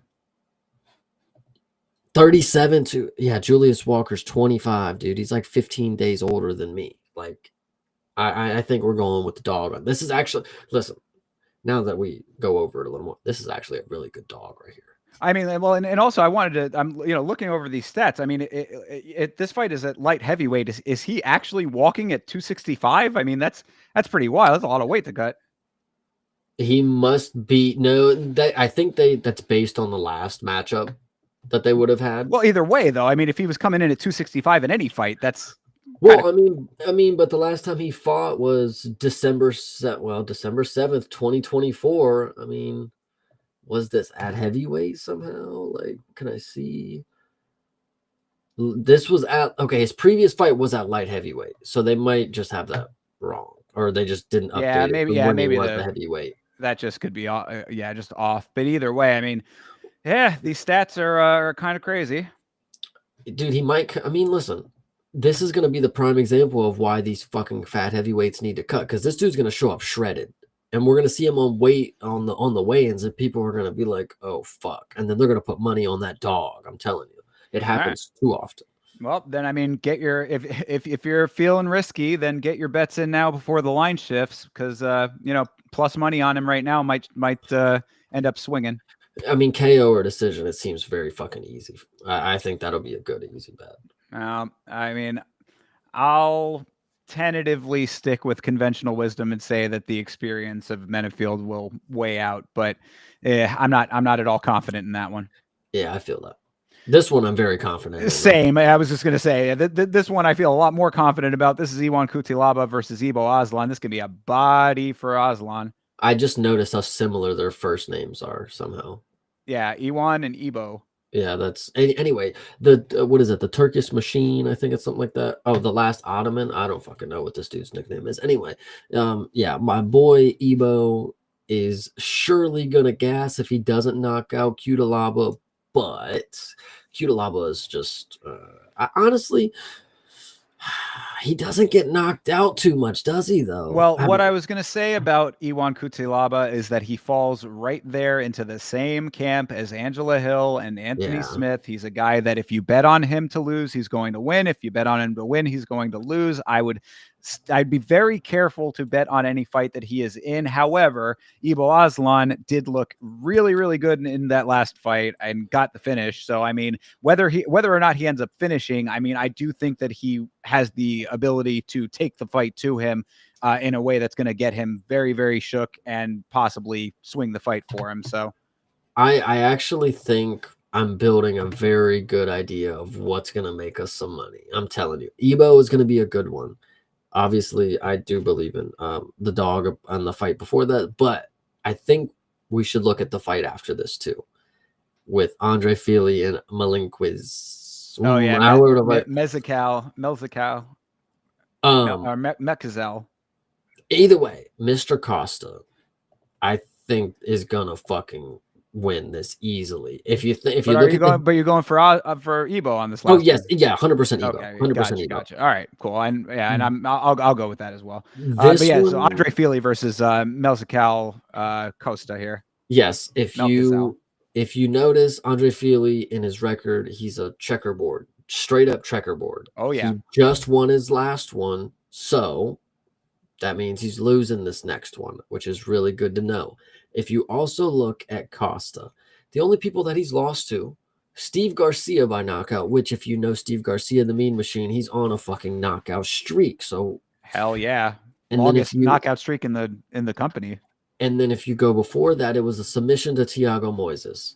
Now, Thiago Moises, you believe at one time he wasn't, if he was decent, I still believe in him, but he was decent. He just won his last fight. He did just win his last fight. Yeah, so I don't think that Costa has losses that are aging bad, but the fact that the line is as close as it is, I think this is money to be made right here. Costa by sub or decision. I'm telling you, that's the money shot right there. Sub or decision is so good. I mean, at that line, minus money on both sides, I mean, go for it if you want to. It doesn't seem like it'd be worth the squeeze on that, but I mean, if it's in the bag, as Chase is saying, then all right, well then there you heard it here first. I mean, I'll go with that too, because I agree. I mean, Fili's always kind of been one of those guys that, like, not only does the record reflect it, but just sort of his fight style kind of reflects it as well, in my opinion. Like, you talk about the eye test. He's been one of those kind of guys that it's like he's good enough to stick around, but it doesn't pass the eye test past that, True. So 100%. Yeah, I'm with you on that assessment. But this one, I am looking forward to this fight tremendously. This is Mansour Abdul Malik versus Nick Klein. Both of these guys coming off of the Contender Series, if I'm not mistaken. Yes? Yes.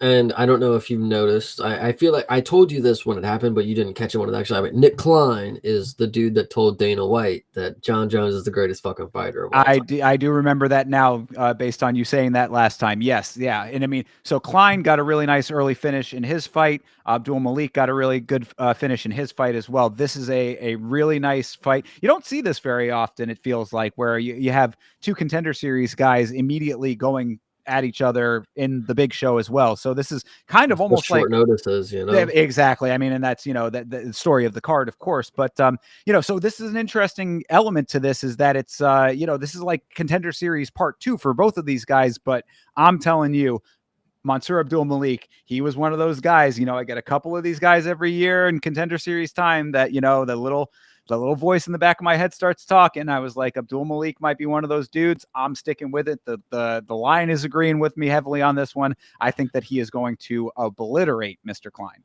Yeah, hopefully so. I would like to see a finish either way, but this is probably right when the card is going to start picking up. I think the fight comes before this that we'll talk about. I think it'll be a little more boring, but I'm going to go with, of course, Mansour. Yeah, I agree 10,000%. So going to this next fight, Ricky Simón versus Javid Bashrat. You're not feeling too hot on this fight?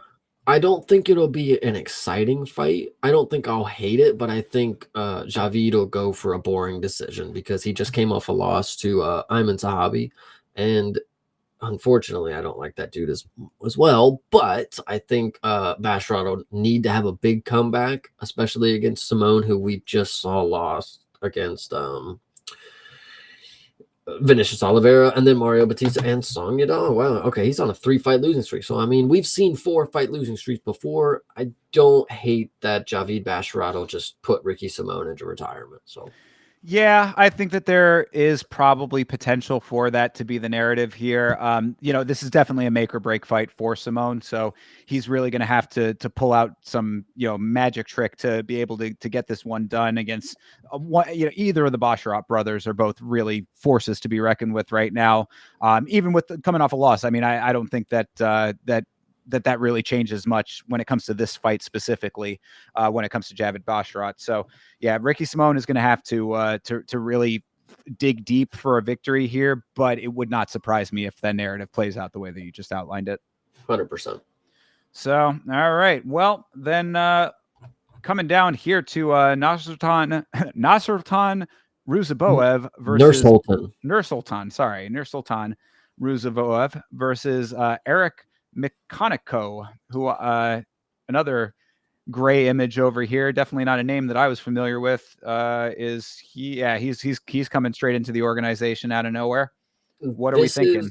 This is probably a fight to get Ruziboev back on track. And I say that, and I believed even before I said that he had more of a skid than he's actually on. He's only lost to Joaquin Buckley. That was his only loss in the UFC. And the other two dudes, Bruno Fajeda, knocking him out, pretty impressive. Not getting knocked out by Bruno Fajeda is more impressive, and then Rodrigues Dumas, you want to talk about the eye poke, whatever you want to say.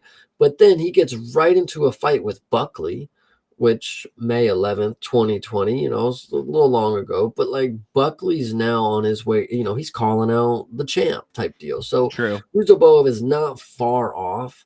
For them to throw him a dude with no pictures, it's probably warranted for us to pick Ruziboev. Yeah, I would say that makes a lot of sense. So, I mean, not too much even more to say about it. I think Ruziboev takes this fight, and we end up in a situation like that guy that came in. We talked about who was he? The dude who fought Guskov last. I forget his name. Yeah, I forget his name too. But I bring that up to say that there might be some potential for the new guy to have a better performance than you might be expecting, but it's still going to end up going to Ruziboev. True. All right, and to finish it off, Modestas Bukauskas. Fuck? Hey, come on. You don't like Modestas? I like Modestas Bukauskas. I think he's got a fun name at least. Yeah, I'll probably bet on him because he's the favorite. But other than that, the Baltic Gladiator, I'm so confused. Lithuania, the Baltic Sea, I don't know if those add up. I'm just so confused. I don't know geography. Either way, he could be a fun fight. Rafael does have one loss, though. Maybe this is not a bad dog. Has he been in the UFC already? Yeah, this is a Modestas Bukauskas. He lost to Ibo. Yeah, right. Yeah. That was that fight. Yeah, this Modestas Bukauskas versus Rafael Sakarica. I mean, I think that Bukauskas is probably going to be able to do some decent groundwork on him. I would think he lost to Vitor Petrino. Oh no, that does not age well either. Oh god damn it! That's his So only UFC loss, by the way. Oh, I'm sorry. No, this is his second stint in the UFC. I did not know this. yeah. Before that, he lost to Khalil Roundtree, age decent, and then Michelle Olajaychek. Yeah, you're talking about Modestus Bukowski's here. Yeah, he's not Yeah, had a great run of it. I mean, it has been a rocky road. And Sakarica, 11-1. I mean, I think that this is probably a good time to bounce back for him. yeah. I mean, honestly, I don't hate the dogs that I'm seeing here today, but Vegas somehow knows, so I'm not gonna try to act like I know it all. They do. They pick. The house always wins. So Peyton Talbot. yeah, true. I mean, you're not lying.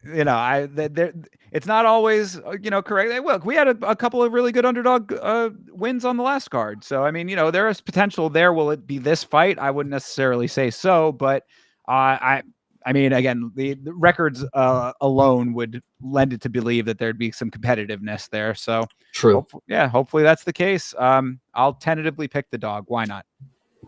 Doesn't sound too bad. Yeah. So that's that, I guess, for Seattle. And who knows? I mean, really, we talk about this on Monday. We got a couple more days until this this card takes place. Who knows what's going to change between now and then?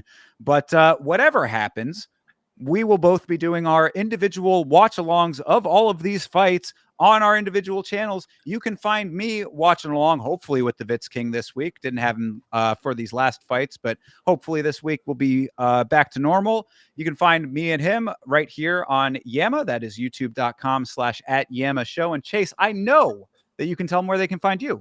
They will be able to find me doing individual watch along at youtube.com/@CPSmalls, on twitch.tv Twitch dot something. Don't worry about that one. Yeah. Don't worry about that one. And then on Twitter at Creative Partin, Partin, and we have fun on there. So make sure you follow my boy. We're gonna get your plug game worked on. Yeah. But yeah, definitely follow Chase on Twitter. If you want a last week's fights shirt, holler at Chase for a shirt, man. We got some shirts made up. They are dope. People are loving them, and it's a good way to support the show early on before we start doing mass production. Chase is wearing one right now. How about that?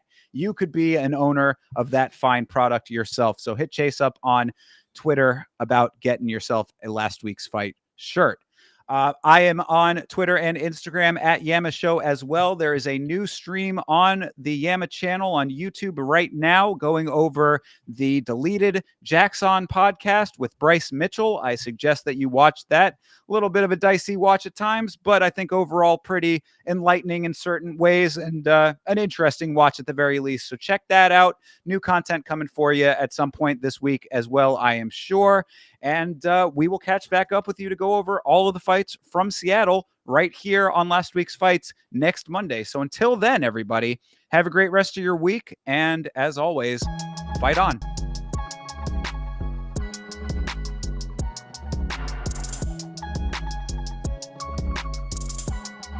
It's